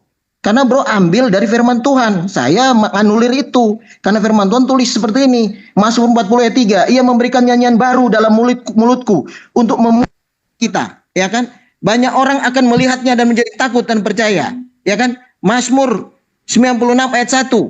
Nyanyikanlah nyanyian baru bagi Tuhan. Nyanyilah bagi Tuhan. Hai segenap bumi. Ya. Mazmur 98 ayat 1. Nyanyikan nyanyian baru bagi Tuhan sebab ia telah melakukan perbuatan-perbuatan yang ajaib. Ya kan? Begitu. Nah, terus di kitab Mazmur, di kitab Wahyu jelas bagaimana Tuhan Yesus dinobatkan menjadi raja di atas segala raja. Ya kan? Telah menjadi Allah kita telah menjadi raja. Nyanyikan nyanyian baru, ya. Nyanyian Musa, nyanyian baru ada di kitab Wahyu jelas banget, bro. Ya. Oke, closingnya. Terus closingnya. Saya sekali lagi mengatakan bagi Bro Suma ya. Bro, menurut saya mesti buktikan ya, ada tidak nubuatan yang seperti, bukan sama, seperti jalan yang dirancang oleh Yotevave itu, karena belum mengatakan Yotevave adalah sama, beda bro. Ada nggak nubuatan tentang itu di kitab bro? Kan tidak ada. Bro selalu ngambil dari Alkitab yang membenarkan ajaran bro, membenarkan nabi yang bro percaya. Itu nggak bisa. Ya kan, itu nggak bisa, itu suatu kekeliruan bro, itu suatu penyerongan. Dan saya bisa katakan itu suatu penyesatan, karena bro ambil dari Alkitab kita. Gitu loh, kita tidak pernah ambil dari Alkitab bro, kita sudah bilang itu beda. Gitu bro, saya tegasin aja. Oke, silakan dilanjut oleh bro anak Allah, silakan. Oke, sebenarnya kalau Suma mau bersikeras itu memang untuk Islam, sebenarnya itu sudah terpatahkan dengan pasal 60 itu yang Suma bawa ya. Ayat itu justru mematahkan argumentasi Suma. Kecuali Mekah sekarang diganti menjadi Sion, menjadi kota Tuhan Sion, milik yang Maha Kudus Allah Israel. Jadi coba kita lihat kota kudus, kota Tuhan Sion, milik yang Maha Kudus itu di mana? Di Mekah atau di Israel? Di sini sangat jelas Sion, milik yang Maha Kudus Allah Israel. Kota Tuhan. Sion itu Sion yang disebut kota Tuhan. Saya lanjutkan lagi ayatnya supaya saya perjelas. Dikatakan begini. Sebagai ganti keadaanmu dahulu ketika engkau ditinggalkan, dibenci, dan tidak disinggahi seorang pun. Sekarang aku akan membuat engkau menjadi kebanggaan abadi, menjadi kegirangan turun-temurun. Engkau akan menghisap susu bangsa-bangsa dan akan meminum susu kerajaan-kerajaan. Maka engkau akan mengetahui bahwa akulah Tuhan, juru selamatmu dan penebusmu yang maha kuasa, Allah Yakub, bukan Allah Muhammad. Di sini sangat jelas Allah Yakub. Jadi masih kurang apa lagi? Sebagai ganti tembaga aku akan membawa emas, dan sebagai ganti besi aku akan membawa perak. Sebagai ganti, jadi Tuhan dengan Israel ini, ketika Tuhan Israel melanggar, dia menghajar orang Israel. Tetapi setiap kali dia menghajar orang Israel, dia mengasihi orang Israel. Begitu sepanjang sejarah Israel seperti itu terus. Nah, di sini kalau kita melihat bukti sekarang Israel gimana? Mereka telah meninggalkan, meninggalkan tanah mereka. Nah, mereka dikumpulkan lagi. Itu berulang-ulang kali terjadi seperti itu. Sama persis seperti yang dinarasikan ini. Tuhan akan memberikan sesuatu yang lebih baik sebelumnya ketika dia mengajar Israel. Dan kembali kepadanya, dia akan memberi yang lebih baik. Nah, bro, semua, dia hanya hamba Tuhan. Yesus Kristus hanya hamba Tuhan. Betul, salah satu gelar Yesus Kristus itu hamba Tuhan. Dan kita sendiri orang Kristen sadar sekali itu. Kita tidak bisa menyangkal. Bahkan kita membahas tentang hal itu, membenarkan, mengaminkan, ya, dan amin hal itu. Karena kita orang Kristen tahu tujuan Sang Firman mengambil rupa manusia, kita tahu dia memang untuk menjadi hamba. Karena keselamatan itu kita peroleh dari dia yang taat kepada Bapa, taat bahkan sampai mati di kayu salib. Kita manusia telah berbuat dosa, jatuh dalam dosa, maut telah menjalar kepada seluruh manusia. Karena apa? Karena kejatuhan satu orang. Nah, ada satu orang yang akan, itu yang kita kembali ke Kejadian 3 ayat 15 tadi. Keturunan perempuan itu yang akan mengalahkan. Kita ini kenapa kita harus menderita? Kenapa hidup kita harus sulit? Itu dampak dari dosa yang terjadi di Taman Eden. Nah, untuk memulihkan itu, Yesus Kristus yang memulihkan itu. Jadi narasi besarnya kalau di dalam kekristenan itu sangat-sangat jelas. Nah, tentang hamba Tuhan, memang betul hamba Tuhan. Kita bisa baca di Yesaya 52 sampai 53. Yesaya 52 mulai dari ayat 13, perikopnya memang hamba Tuhan yang menderita. Itu kedatangan Mesias yang pertama. Dilanjutkan itu di Yesaya 53 pasal selanjutnya. Dikatakan di sini, siapakah yang percaya kepada berita yang kami dengar? Dan kepada siapakah tangan kekuasaan Tuhan dinyatakan? Sebagai taruk ia tumbuh di hadapan Tuhan, dan sebagai tunas dari tanah kering ia tidak tampan, dan semarangnya pun tidak ada sehingga kita memandang dia, dan rupa pun tidak sehingga kita menginginkannya. Ia dihina dan dihindari orang, seorang yang penuh dengan kesengsaraan dan yang biasa menderita kesakitan. Sekarang kita mulai melihat narasi ini dari ayat 3 ya. Ini Yesus Kristus atau Muhammad? Ia dihina dan dihindari orang, seorang yang penuh kesengsaraan dan yang biasa menderita kesakitan. Ia sangat dihina sehingga orang menutup mukanya terhadap dia. Dan bagi kita pun dia tidak masuk hitungan. Tetapi sesungguhnya penyakit kitalah yang ditanggungnya. Apakah Muhammad menanggung penyakit kita? Yesus Kristus. Dan kesengsaraan kita yang dipikulnya. Apakah kesengsaraan kita ditanggung oleh Muhammad? Yesus Kristus. Jadi begitu ya. Padahal kita mengira dia kena tulah, dipukul dan ditindas Allah. Tetapi dia oleh karena pemberontakan kita. Apakah Muhammad tertikam? Oleh karena pemberontakan kita, apakah Muhammad ditikam? Yesus Kristus yang ditikam. Dia diremukan oleh kejahatan kita. Apakah Muhammad diremukan karena kejahatan kita? Ganjaran yang mendatangkan keselamatan bagi kita ditimpakan kepadanya. Apakah hukuman yang harus ditimpakan kepada kita dikenakan kepada Muhammad? Kepada Yesus Kristus. Dan oleh bilur-bilurnya kita menjadi sembuh. Kita sekalian sesat seperti domba, masing-masing mengambil jalannya sendiri. Tetapi Tuhan telah menimpakan kepadanya kejahatan kita sekalian. Apakah kejahatan kita sekalian manusia ditimpakan kepada Muhammad? Yesus Kristus. Ayat 7, ia dianiaya, tetapi ia membiarkan dirinya ditindas dan tidak membuka mulutnya. Seperti anak domba yang dibawa ke pembantaian. Apakah Muhammad ketika diperhadapkan dengan masalah-masalahnya seperti yang terjadi kepada Yesus Kristus, dianiaya? dan dia diam dia niaya dia tidak membuka mulutnya seperti anak domba yang dibawa ke pembantaian, itu Yesus Kristus. Seperti induk domba yang keluh di depan orang-orang yang menggunting bulunya, ia tidak membuka mulutnya. Sesudah penahanan dan penghukuman ia terambil, dan tentang nasibnya siapakah yang memikirkannya, sehingga ia terputus dari negeri orang-orang hidup. Dan karena umatku ia kena tulah. Apakah Muhammad mati dan kena tulah akibat dari dosa-dosa umat Israel? Tidak, itu Yesus Kristus. Orang menempatkan kuburnya di antara orang fasik, dan di dalam matinya dia di antara para penjahat-penjahat. Jadi, apakah Muhammad kuburnya ditempatkan kepada orang fasik dan di antara penjahat-penjahat? Penjahat-penjahat ini dalam teks asli orang-orang kaya ya, karena di waktu itu orang-orang kaya itu bersama dengan penjajah. Dianggap itu penjahat-penjahat mereka, pengkhianat bangsa. Cuma diterjemahkan di sini sebagai penjahat-penjahat. Sekalipun ia tidak berbuat kekerasan dan tipu daya tidak ada mulutnya. Apakah Muhammad tidak berbuat kekerasan?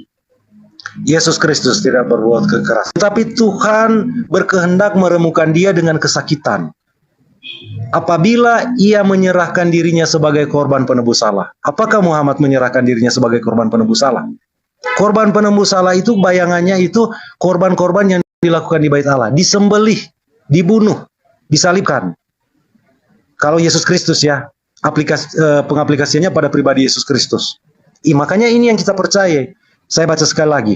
Tetapi Tuhan hendak meremukan dia dengan kesakitan apabila ia menyerahkan dirinya sebagai korban penebus salah. Yesus Kristus yang menyerahkan korban penebus salah, bukan Muhammad. Apabila ia menyerahkan korbannya sebagai penebus salah, ia akan melihat keturunan umurnya lanjut. Siapa keturunannya umurnya yang lanjut? Kita. Makanya nama saya di sini anak-anak Allah. Ketika kita menjadi percaya, kita menjadi keturunan ilahi, mengambil bagian dalam kodrat ilahi. Dan kehendak Tuhan terlaksana olehnya. Kehendak penyelamatan terlaksana oleh Sang Mesias, Juru Selamat, bukan kepada Muhammad. Sesudah kesusahan jiwanya, ia akan melihat terang dan menjadi puas. Dan hambaku itu sebagai orang yang benar akan membenarkan banyak orang oleh hikmatnya, dan kejahatan mereka ia pikul. Siapa yang telah membenarkan kita dan yang memikul kejahatan kita? Apakah Muhammad yang membenarkan kita dan yang memikul kejahatan kita? Yesus Kristus. Ayat 12 digambarkan dia seperti raja pemenang perang.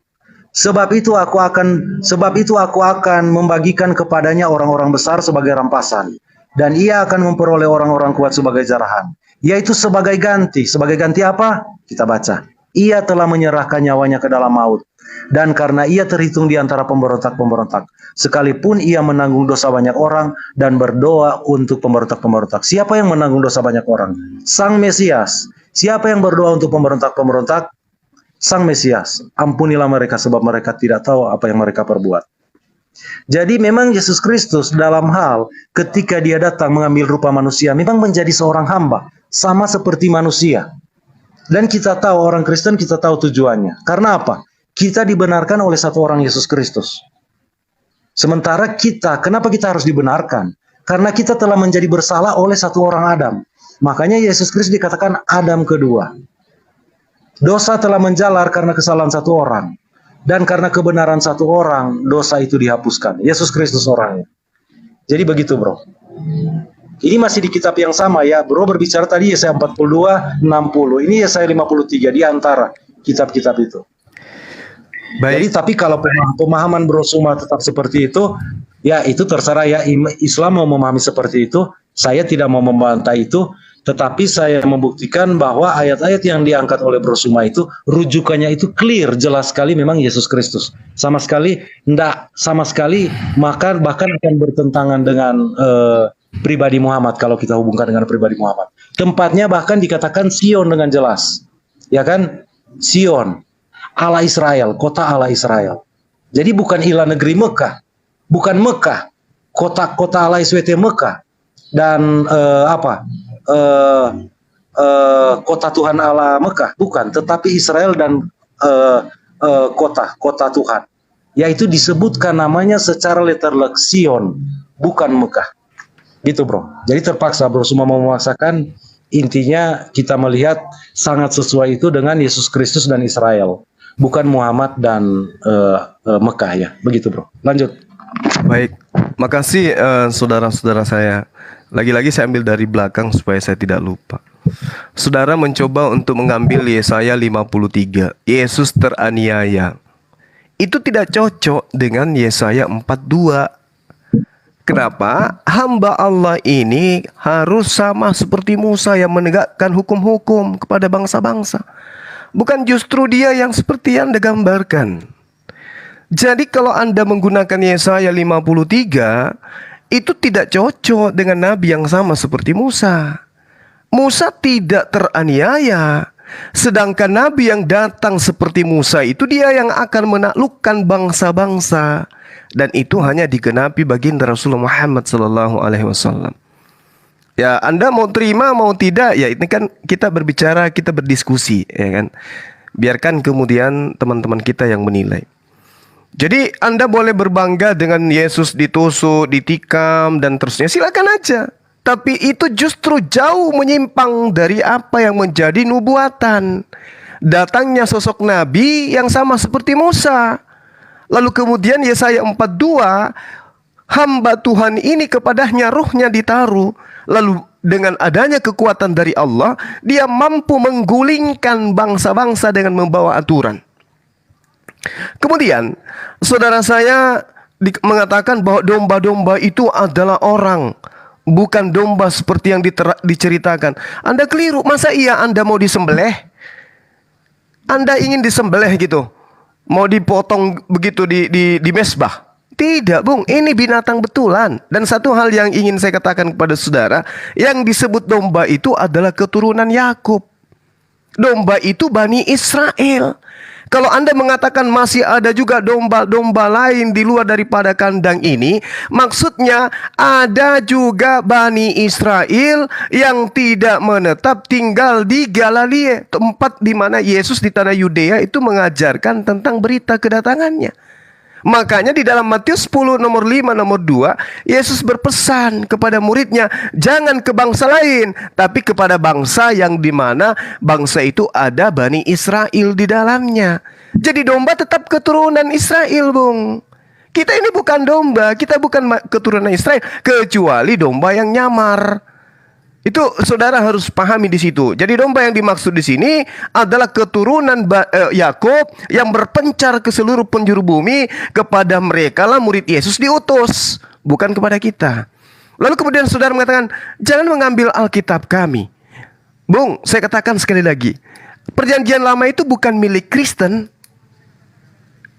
Perjanjian Lama itu kitabnya Bani Israel yang diambil oleh teman-teman Kristen. Coba Anda lihat di mana ditujukan hukum Taurat itu, Perjanjian Lama itu untuk siapa? Untuk Bani Israel. Kalian bukan Bani Israel. Kebetulan Al-Quran berbicara tentang kitab-kitab terdahulu. Jadi kalau umat Islam berbicara tentang kitab yang Anda gunakan, wajar. Anda tidak punya hak berbicara tentang Quran, karena kitab Anda tidak berbicara tentang Quran. Kecuali kita ingin membahas Yesaya 29 nomor 12, baru kitab termaterai itu bisa Anda ungkap di sana. Lalu kemudian ketika saudara mengatakan nyanyian baru, ingat saudaraku, nyanyian baru itu disuarakan dengan suara nyaring di kota-kota dan desa-desa yang didiami keturunan Ismail. Kalau Anda mengatakan kami di gereja-gereja menyanyikan, silakan aja. Tapi apakah Anda menduduki kota-kota desa-desa yang didiami keturunan Ismail? Kan tidak. Apakah kota-kota yang didiami keturunan Ismail hari ini menjadi tempat Kristen? Kan tidak. Yang ada adalah suara azan. Allahu Akbar, Allahu Akbar, Allahu Akbar. Itu nyanyian baru itu. Dinyaringkan. Bahkan kalau Anda melihat bersorai-sorailah, berteriak-teriaklah. Itu perintah. Sementara di agama Anda kan tidak, kawan. Itu hanya digenapi oleh umat Islam yang ada di kota-kota dan di desa-desa yang didiami keturunan Nebayot dan juga Kedar. Itu satu. Tapi kalau Anda ingin melakukan pembelaan, silakan. Itu hak saudara, saya sangat hargai. Nah sekarang tentang kota Mekah. Anda mengatakan kota Sion. Saudara, Diterangkan di dalam Yeremia 9 nomor 11. Aku akan membuat Yerusalem menjadi timbunan-timbunan puing, tempat persembunyian serigala-serigala. Aku akan membuat kota-kota Yehuda menjadi sunyi sepi, tidak berpenduduk lagi. Jadi nyanyian baru itu tentang Kedar mempersembahkan kurbannya itu bukan lagi di Yerusalem. Apalagi yang diterangkan di dalam kitab saudara Matius 23 nomor 38. Lihatlah rumahmu ini akan ditinggalkan dan menjadi sunyi. Kata siapa? Kata Yesus. Yehezkiel 12 nomor 19. Dan katakanlah kepada penduduk negeri ini, beginilah firman Tuhan tentang penduduk Yerusalem yang ada.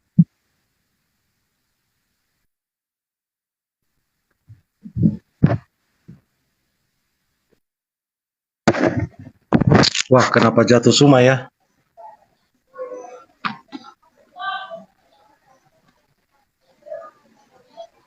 Bro Suma, saya tidak turunkan ya. Jatuh sendiri ya.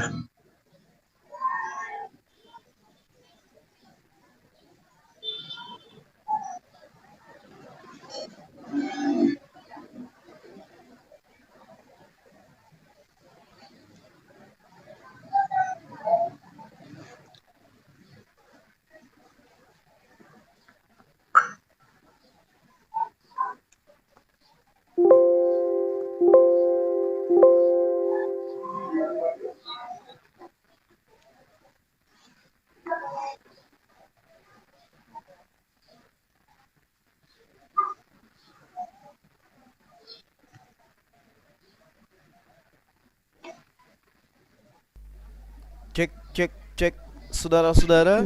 Ya, bro anak Allah. Suma ini ya, naik lagi nggak Suma ya? Saya kok Iya, saya nggak tahu. Mungkin ada moderator saya yang blokir tadi. Saya nggak tahu. Itu Suma 01 yang tadi, bro. Soalnya saya lihat ada di daftar blokir Suma 01. kok saya diblokir? Nggak mungkin Tapi saya sudah kalau buka. iya, nggak mungkin kalau lagi jalan itu nggak mungkin diblokir. Apa pula saya diblokir? Nah, kecuali sudah diblok lebih dulu, dia nggak mungkin masuk gitu kan? Kan ini sudah masuk. Parah ini. Bisa, bro. Kalau moderator bisa blokir orang, bro. Oh, Kalau di saya settingan saya moderator bisa blokir orang, bro. iya. Dan moderator saya sini kan sangat banyak. Iya. Perempuan-perempuan yang lebih sensitif mereka. Iya. Itu bro. Oke bro, sambil menunggu apa Bro Suma, saya ingin kasih Bro, masukan. jelaskan dulu tentang apa, bro? Dia balik lagi di Yesaya 60. Jelaskan dulu, Iya. bro, tentang Yesaya 60 ayat 1 dan 2 tadi, bro. Supaya itu Iya, lebih bro. perjelas. Iya bro, jadi begini. Allahu Akbar. Saya lebih concern kan Bro Suma bilang bahwa Teman. itu sama seperti seorang nabi seperti Musa. Begini bro, saya sorry ya, bukan berarti saya itu ini Bro Suma, silakan ini masuk, silakan. Kenapa bro tadi jatuh, bro? Bro Suma. Ya, halo teman. Kena blokir tadi.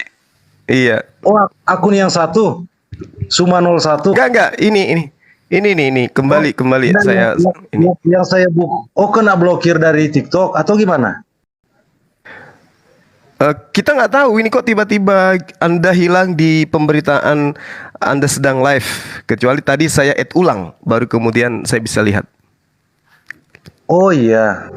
Ini yang akun Iya. Suma 01 yang kamu pakai tadi Suma 01. Iya betul Atau- ini. Ini- Moderatornya ini itu bang. Ini nggak ada 01 di sini. Ada bang. Ini yang Ini saya cuma- gunakan tadi bang. Bukan, yang tadi ada tulisan Suma 01. Ini nggak ada yang 01-nya.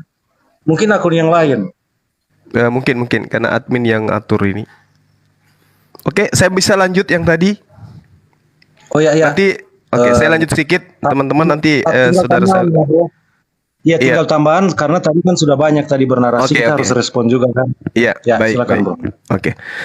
Yehezkiel 12 nomor 19, katakanlah kepada penduduk negeri ini, beginilah firman Tuhan tentang penduduk Yerusalem yang ada di tanah Israel.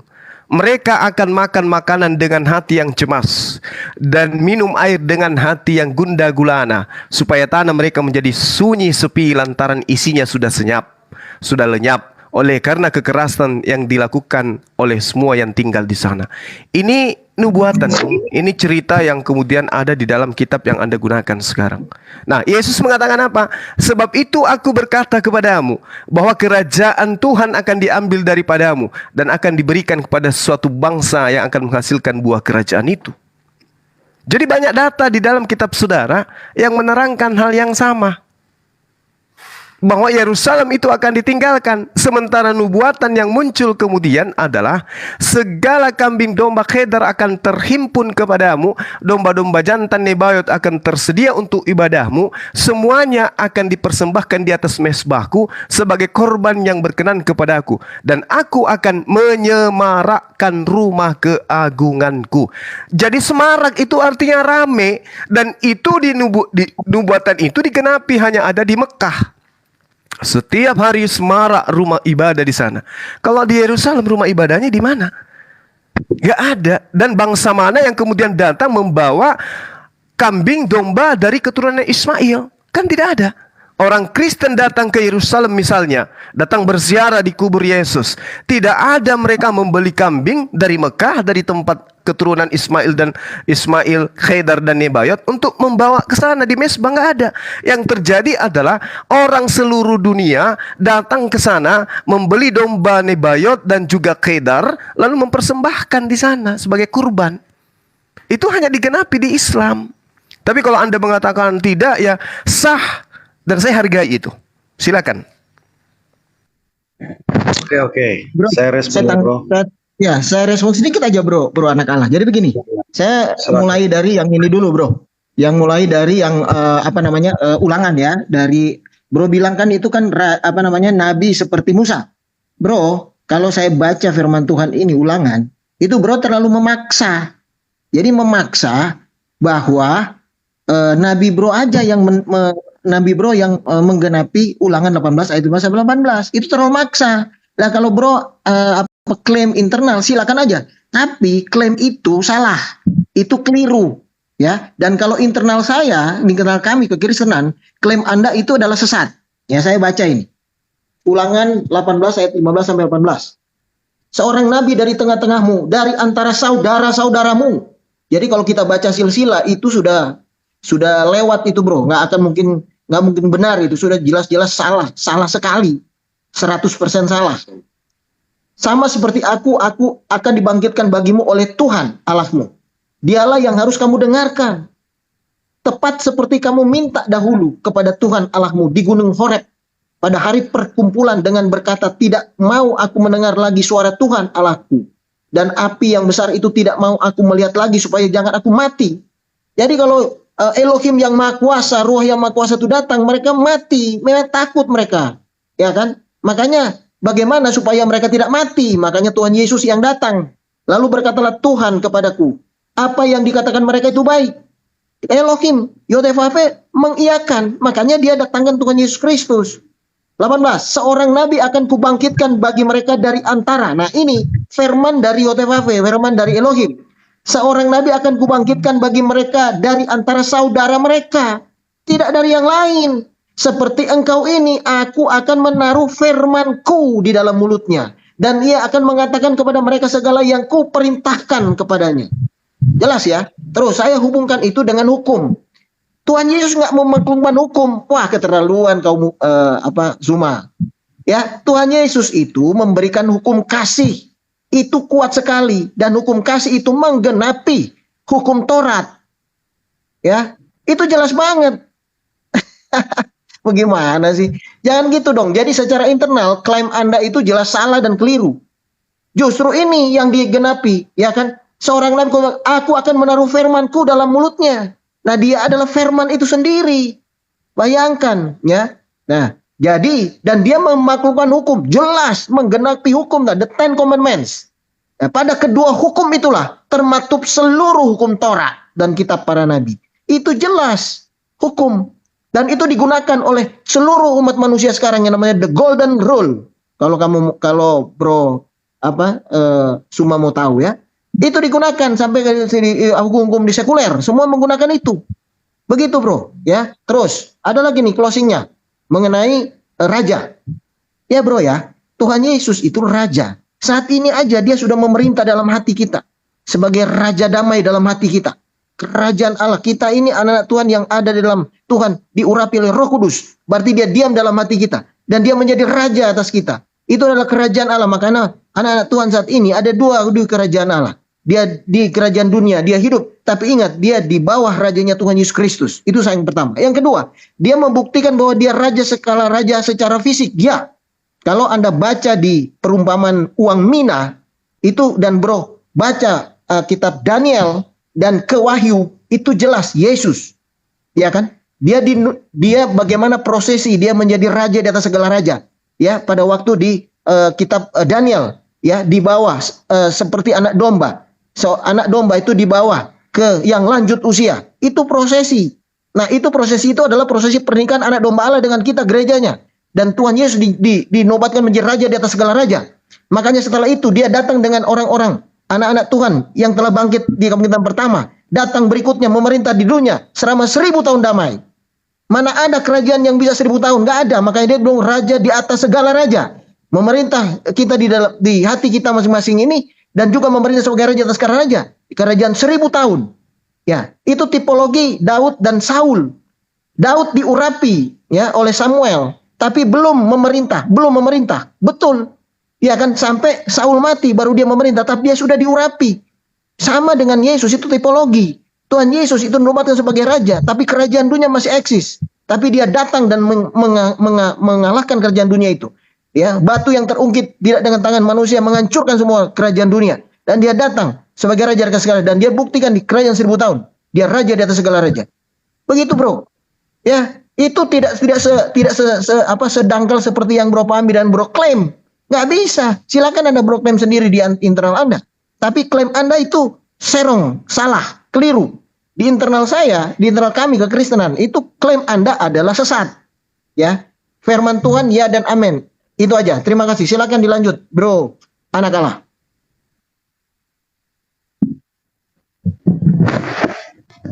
Saya mau merespon yang Bro Suma katakan tadi ya.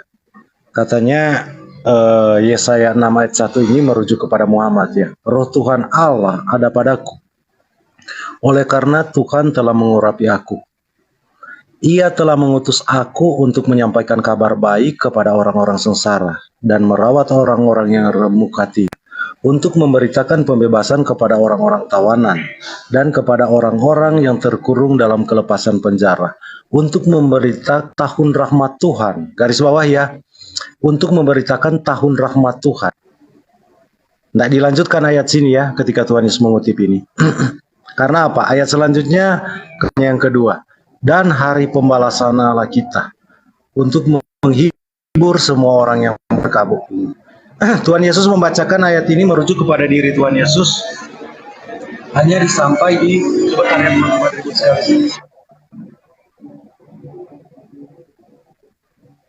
ya begini ya teman-teman. Siapa sebenarnya, kepada siapa maksud dari firman Tuhan ini ditujukan? Kita bisa buka di Matius ya. Matius 11, kita cari ya. Itu pernyataan dari Tuhan Yesus sendiri, bukan pernyataan orang lain lagi. Nah kita lihat ya Matius 11 ayat 2 sampai ayat 2 dulu ya. Tadi kan roh Tuhan akan ada padanya, berarti dia yang diurapi. Makanya ini yang disebut Mesias kan. Mesias itu dia yang diurapi. Nah, ini peristiwa ini ketika murid Yohanes datang kepada Yesus untuk bertanya ya. Kan saja supaya jelas. Judul perikopnya Yesus dan Yohanes Pembaptis. Waktu ini Yohanes Pembaptis di penjara ya. Di dalam penjara Yohanes mendengar tentang pekerjaan Kristus, pekerjaan sang diurapi itu ya, Hamasiah itu. Apakah Yohanes berpikir, apakah sudah dia yang dijanjikan? Padahal sebelumnya Yohanes Pembaptis sudah melihat Mesias itu Roh Kudus, di mana Roh Kudus akan turun di atas dia, mengurapi dia. Tapi di sini Yohanes Pembaptis sepertinya ingin lebih pasti lagi. Saya bacakan ya. Di dalam penjara Yohanes mendengar tentang pekerjaan Kristus, lalu menyuruh murid-muridnya bertanya kepadanya, engkaukah yang akan datang itu? Dan haruskah kami menantikan yang lain? Yang akan datang itu Sang Mesias yang dinantikan oleh semua, yang dibicarakan oleh semua nabi itu. Apa yang Yesus jawabkan di sini? Yesus menjawab mereka, pergilah dan katakanlah kepada Yohanes apa yang kamu dengar dan kamu lihat.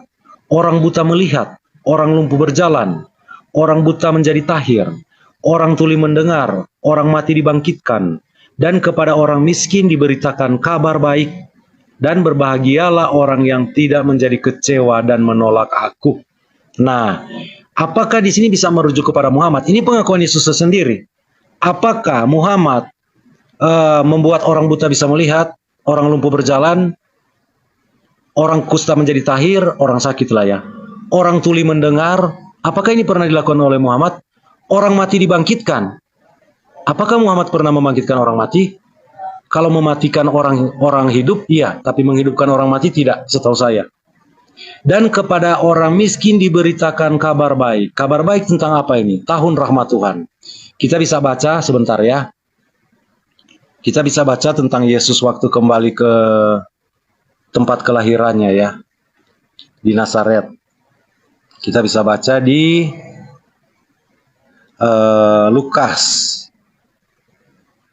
Lukas 7 ya. Yesus, oh bukan Lukas 7, 4 bro, Lukas 4 ayat 18 sampai 20. Iya. Lukas 4 ayat 18. Lukas 4 ayat 18, 19, 20. Itu bagus banget itu. Lukas 4 ayat berapa bro? Saya lupa. Ayat 18. Iya, Yesus di Telur Nazaret, betul bro. Kita lihat ya. Itu bro, itu penggenapan. Ya, penggenapan Yesaya ini. Yesaya yang tadi yang bro semua bilang untuk Muhammad. Yesus ditolak di Nazaret, tempat ia dibesarkan ya. Ia datang ke Nazaret tempat ia dibesarkan, dan menurut kebiasaannya pada hari Sabat ia masuk ke rumah ibadat, lalu berdiri hendak membaca dari kitab suci, Alkitab. Kepadanya diberikan kitab Nabi Yesaya. Ini letterlet. Kepadanya diberikan kitab Nabi Yesaya. Dan setelah membukanya ia menemukan nas di mana tertulis. Di mana tertulis apa yang ditulis oleh tadi? Yesaya 60 ayat 1 sampai ayat 3, tapi ayat 3 nak diteruskan. Saya sudah jelaskan ya kenapa nak diteruskan ayat 3 tadi. Apa yang Tuhan Yesus katakan? Di mana ada tertulis itu?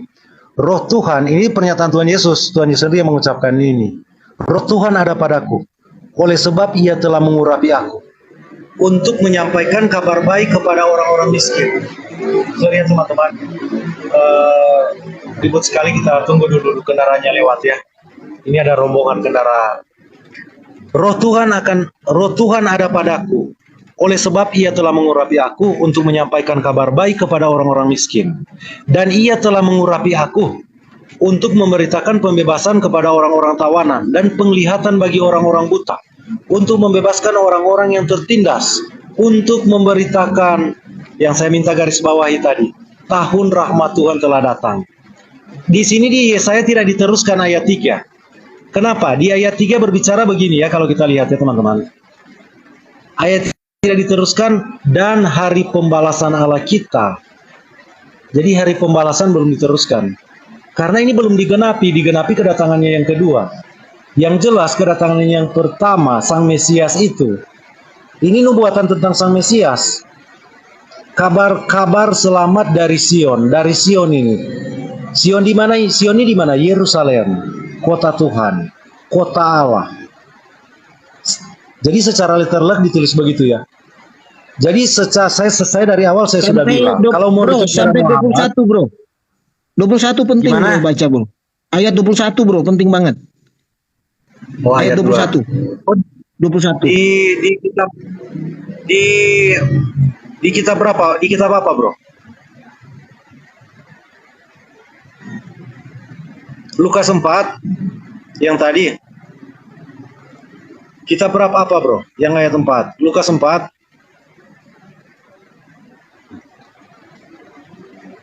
Halo? ayat berapa? 21. Iya, ayat Ayat berapa, 20 Bro? dan 21. Ayat 20 dan 21, Bro. Oh iya. Maka berkatalah ia kepada mereka, tentu kamu akan mengatakan pepatah ini kepadaku. Hai tabib, Bukan, Bro. sembuhkan lidi. Bro, bukan itu. Yang tadi nyambung dari Yesaya itu kan. Kemudian ia Iya. menutup kitab itu. Saya baca, Bro. Saya baca, nggak apa-apa. Oh, Matius Kemudian ia 11. menutup Lukas, Bro. Kemudian Lukas. ia menutup Oh yang ya, tadi, Bro, silakan. yang Yesaya. Ya saya tambahkan ya. Setelah Ya, untuk ya. memberitakan pembebasan kepada orang-orang tawanan, ayat 20. Kemudian ia menutup kitab itu, memberikannya kembali kepada pejabat dan mata semua orang dalam rumah ibadat itu tertuju kepadanya. Lalu ia memulai mengajar mereka, katanya, pada hari ini genaplah nas ini sewaktu kamu mendengarnya. Ini Nah, jelas iya. diklaim oleh Tuhan Yesus. Makanya Tuhan Yesus mau dilempari batu sama mereka. Mereka marah, gitu loh. Tapi ini jelas pernyataan Tuhan Yesus bahwa pada hari ini, ya kan, genaplah nas sewaktu kamu mendengarnya. Ini nasnya yang tadi yang Bro anak Allah baca. Roh Tuhan ada padaku oleh sebab ia telah mengurapi aku. Itu luar biasa, Bro. Nah, saya mau selipin dikit aja.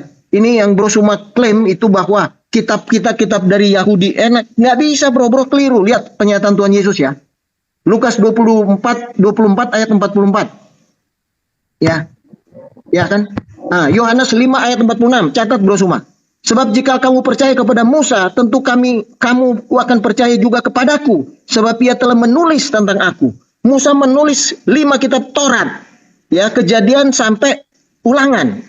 Itu menunjukkan bahwa Yesus itu ditulis, Elohim itu ditulis di kitab Musa itu. Itu mengenai Yesus. Bukan milik orang Yahudi. Begitu loh.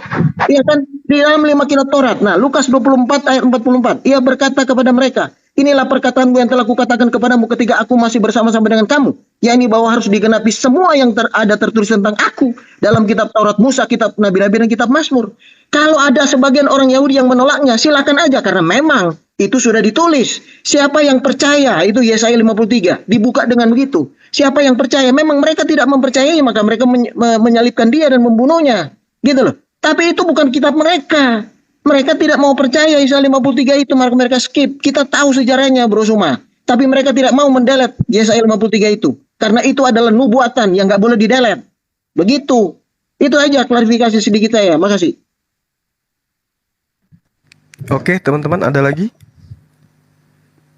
Saya tanggapi ya. Ya, lanjut tanggapi, Bro Suma. Oke, baik. Saya ambil dari yang terakhir. Kalau Anda menggunakan Lukas 4, data nomor 18, Roh Tuhan ada padaku. Ini kalau kita lihat di dalam Yesaya 42 nomor 1, memang betul cocok emang. Memang cocok. Tapi apakah berarti Roh Tuhan ada padaku itu aku akan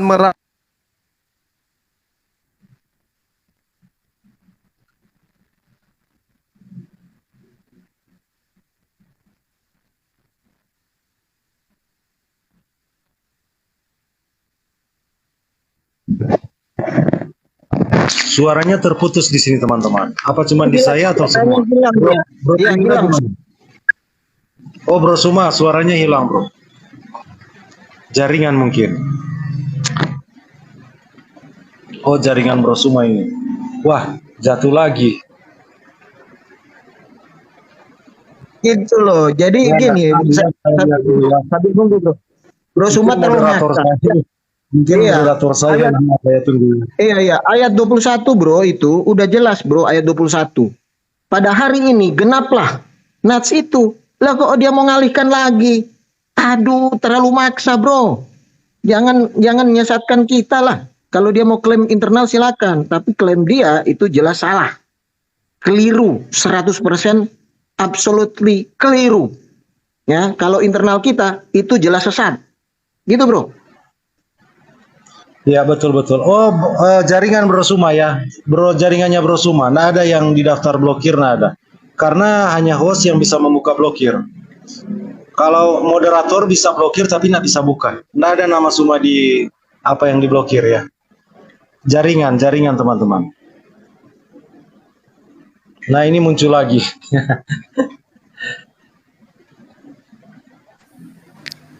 Oke, baik, saudara-saudara. Jadi saya lanjut ya, saya lanjut. Saudara boleh mengambil Lukas 4 nomor 18, Roh Tuhan ada padaku. Ingat, di dalam Sakaria 12 nomor 1, Tuhan menciptakan roh dalam diri manusia. Berarti roh yang diciptakan dalam diri manusia itu adalah roh Tuhan. Jadi semua manusia itu memiliki roh Tuhan. Maksudnya roh dari Tuhan. Kalau dikatakan roh Tuhan ada padaku, yang dimaksud di sana dalam Yesaya 42 nomor 1 itu hukum-hukum yang harus ditegakkan kepada bangsa-bangsa. Bukan rohnya Yesus yang harus disampaikan kepada bangsa-bangsa. Bukan roh Tuhan dalam arti kata rohnya Yesus, tapi hukum-hukum Tuhan yang harus dinyatakan kepada bangsa-bangsa. Roh itu adalah aturan. Nah, kemudian ketika saudara mengatakan, lalu ia mulai mengajar mereka, katanya, pada hari ini genaplah nas ini sewaktu kamu mendengarkan. Memang genap, Yesus itu adalah utusan Tuhan kepada Bani Israel. Dia nabi, dia rasul yang diutus kepada Bani Israel. Tapi ketika saudara berbicara dia adalah nabi yang sama seperti Musa, itu keliru. Anda mengatakan dari saudara mereka. Siapa saudara mereka? Siapa mereka ini? Bani Israel. Siapa saudara Bani Israel? Ya Bani Ismail. Sedangkan di dalam Ulangan 34 nomor 10 jelas sekali dikatakan tidak akan ada lagi nabi yang sama seperti Musa yang bangkit dari orang Israel. Tidak ada lagi nabi yang sama seperti Musa yang bangkit dari Bani Israel. Gitu. Berarti dari mana nabi yang sama seperti Musa itu? Kita lihat indikasinya. Jangan kita kemudian mengambil satu kesimpulan bukan baginda Rasul Muhammad, tetapi dia adalah Yesus. Kita lihat. Seorang nabi akan kubangkitkan bagi mereka di antara saudara-saudara mereka. Saudara mereka siapa? Saudara-saudara Bani Israel siapa? Bani Ismail. Seperti engkau ini, aku akan menaruh firmanku dalam mulutnya. Coba lihat. Aku akan menaruh firmanku dalam mulutnya. Mana firman itu? Kitab Anda, Lukas, Markus, Matius, Yohanes, Petrus, Paulus, surah-surah Paulus. Semua itu adalah perkataan-perkataan dari mulut penulis kitab saudara. Bukan dari mulut nabi yang sama seperti Musa. Al-Quran adalah semua firman Tuhan yang keluar dari mulut nabi yang sama seperti Musa. Kitab Lukas, firman yang keluar dari mulut Lukas. Apakah dia yang sama seperti Musa? Paulus, surah Paulus.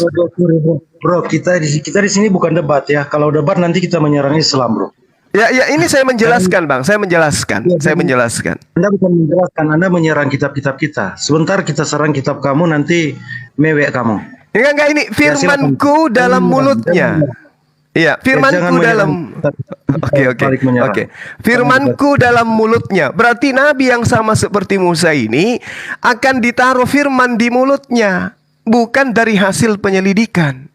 Dan ia akan mengatakan kepada mereka segala yang kuperintahkan kepadanya. Coba.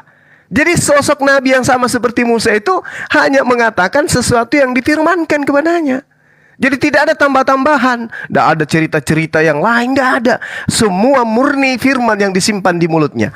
Lalu kemudian endingnya kebenaran bahwa dia adalah baginda Rasul Muhammad SAW dikatakan di data nomor 19-nya. Orang yang tidak mendengarkan segala firmanku yang kukatakan, yang diucapkan Nabi itu demi namaku. Berarti firman yang diucapkan Nabi yang sama seperti Musa itu harus menggunakan demi namaku. Apa di sana? Bismi Anoki. Coba. Di mana di antara nabi-nabi yang Anda kenal yang menyebut nama Tuhan sebelum dia berfirman? Hanya ada di Islam. Bismillahirrahmanirrahim. Wadduha. Semua pasti dengan nama Allah. Coba, itu siapa yang menggenapi? Baginda Rasulullah Muhammad SAW. Coba Anda lihat kitab saudara. Apakah diawali dengan menyebut nama Tuhan? Orang yang tidak mendengarkan segala firmanku yang akan diucapkan Nabi itu demi namaku. Coba. Jadi kami setiap baca Quran pasti dengan nama Allah. Bismillahirrahmanirrahim. Selalu menyebut nama Allah. Bismi anoki edrosme immo. Itu jelas dikatakan dalam kitabnya teman-teman Yahudi. Eldebarai aseria dabber bismi anoki. Selalu diawali dengan menyebut nama Allah. Maka siapa yang tidak mendengarkan firman yang diucapkan oleh Nabi itu demi namaku, daripadanya akan kutuntut pertanggungjawaban. Catat itu, saudara. Kemudian kita lihat apa yang dibuatkan oleh Yesus kemudian. Apabila ada orang berkata kepadamu, lihat, dia ada di padang gurun, jangan kamu pergi ke situ. Atau lihat, ia ada di dalam bilik, jangan kamu percaya. Saudara tadi mengakui, Paulus itu menulis dari dalam bilik penjara. Menulis surat-suratnya, Filipi, Korintus, apalagi Roma dan seterusnya. Itu dituliskan dalam bilik penjara. Dia mengaku kemudian mendapatkan pewahyuan, tetapi tidak diawali surat-suratnya itu dengan Bismi Anoki. Tidak diawali dengan Shema Israel. Sementara di Islam, narasi bro sudah cukup panjang, mungkin sudah 10 yang harus kita jawab. Oke, silakan. Silakan saudara tunjukkan kepada saya kitab saudara yang diawali dengan menyebut nama Tuhan. Silakan. Oke bro, saya tunjukin ya. Bro ini kalau menurut saya ngambil kitab kita, terus narasinya di Sunnah Dewe, ya. Bro itu menafsirkan sembarangan, ya. Ini ya, masalah Sakarias 12 ayat 1. Dalam Sakarias 12 ayat 1, kalau kita lihat dari ya original teksnya itu berbunyi begini bro, ya. Jadi bro yang sembarangan gitu loh, ya. Weyoser ruah Adam. Bro tahu ruah Adam itu. Makanya jangan nggak menguasai, jangan begitu. Sembarangan aja. Ruah Adam pada waktu Adam diciptakan, ya, dibentuk dengan tangan Allah sendiri. Dia belum hidup, makanya dihembuskan nafas hidup. Itulah ruah Adam. Tapi Yesus ini beda. Dia segala kepenuhan kealahan. Jadi ruah yang maha kuasa itu yang mengurapi Yesus. Rohnya sejak awal, sejak dia menjadi manusia, ya, dia menusul menjadi manusia. Ruah Allah yang maha kuasa itu akan menaungi engkau, dan anak yang kau lahirkan disebut anak Allah, gitu loh, ya. Dan dia diurapi ruah yang maha kuasa, bukan roh Adam. Oke, jadi roh Adam itu roh manusia, jelas di dalam ini. Saya klarifikasi ya. Jadi jangan Bro Suma ini, jangan klaim begitu seakan-akan Anda benar, Anda salah. Jadi internal kami bilang yang Anda katakan itu sesat. Kalau Anda mau katakan di internal sana, silakan aja.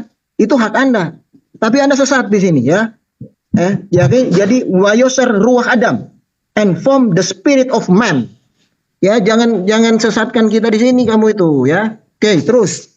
Saya ada lagi yang saya mau sampaikan ke Bro ini. Ya, bentar. Ya. Itu saya klarifikasi dari saya itu. Oke, terus berikut. Ya, saya ulangi lagi ya mengenai kitab-kitab itu. Tuhan Yesus sudah berkata, ya kan, kitab itu bukan milik orang Yahudi.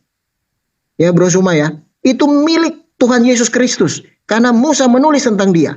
Musa ini sudah jelas saudaranya di kitab nubuatan mengenai Musa itu saudaranya. Kok kamu bilang saudaranya itu Ismail? Dari lingkungan internal saudaranya. Kalau lu pakai silsilah itu nggak akan nyambung, Bro. Kamu tarik dari atas itu namanya silsilah.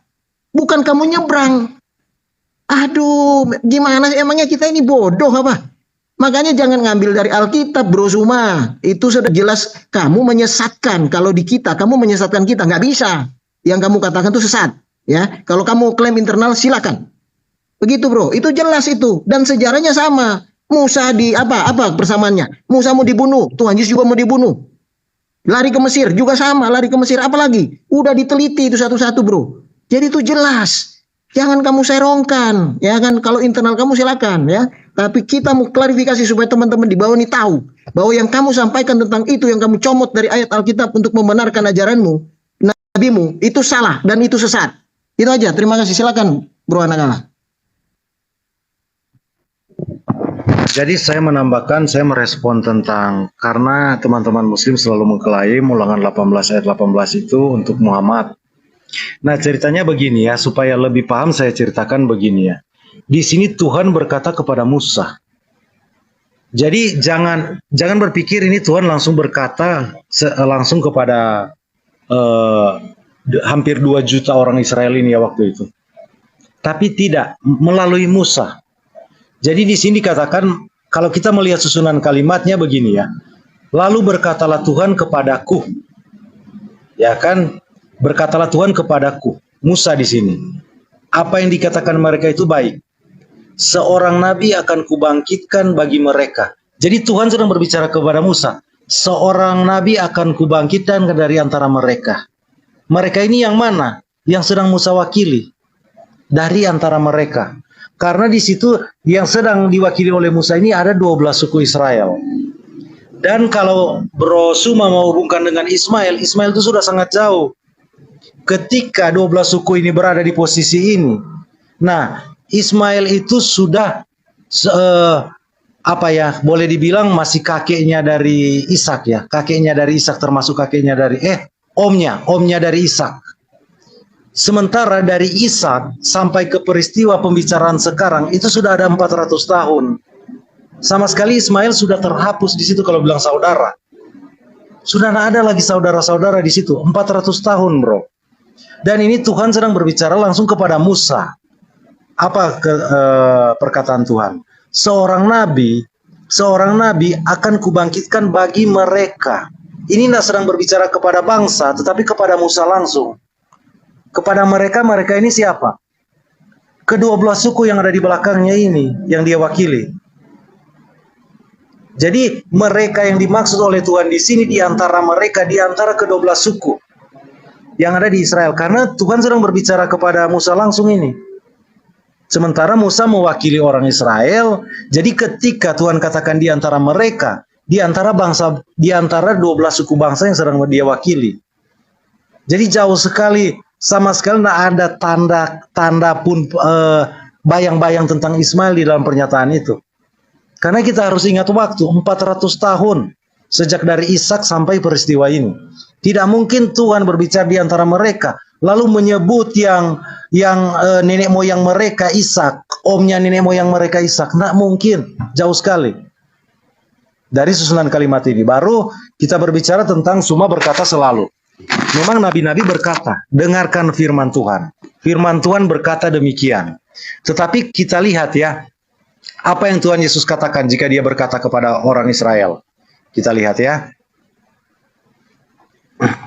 Kita lihat apa yang Tuhan katakan. Yang Bro Suma itu bilang betul. Semua nabi-nabi harus berbicara. Beginilah firman Tuhan. Beginilah firman Tuhan. Beginilah firman Tuhan. Firman Tuhan berkata. Jadi semua nabi harus berkata begitu. Tetapi bagaimana dengan Yesus? Kita bisa melihat banyak sekali pernyataan Tuhan Yesus ya. Matius 5 ayat 18.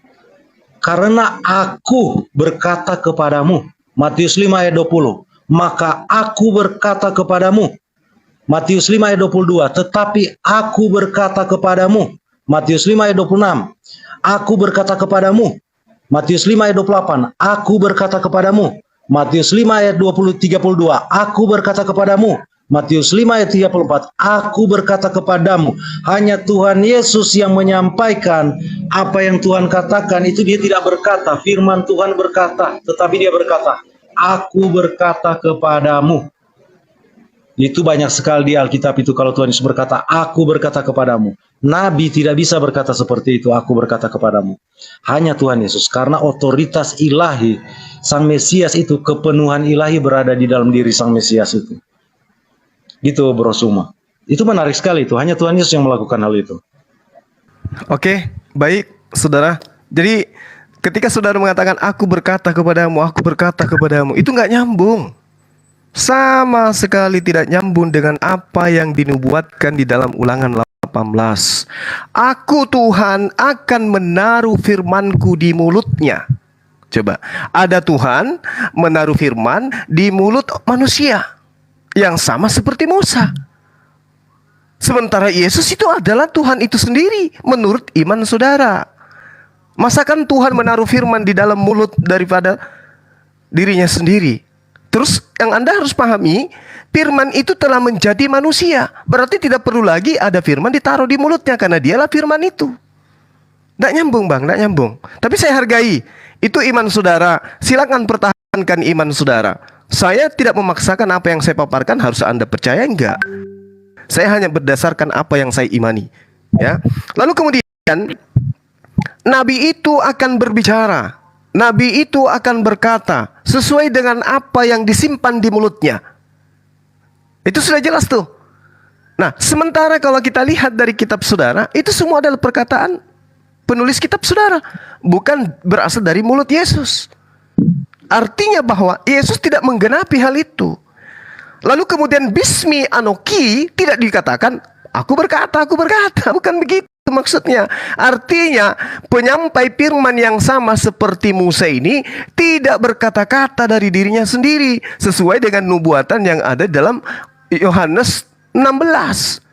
Roh penghibur itu tidak akan berkata-kata selain daripada apa yang diperintahkan untuk ia katakan. Sehingga baginda Rasulullah Muhammad SAW tidak sedikit pun ada perkataan yang ditambah dan dikurangi di dalam Al-Quran. Tidak mengatakan Rasulullah SAW berkata, tidak sama seperti kitab saudara, Yesus berkata.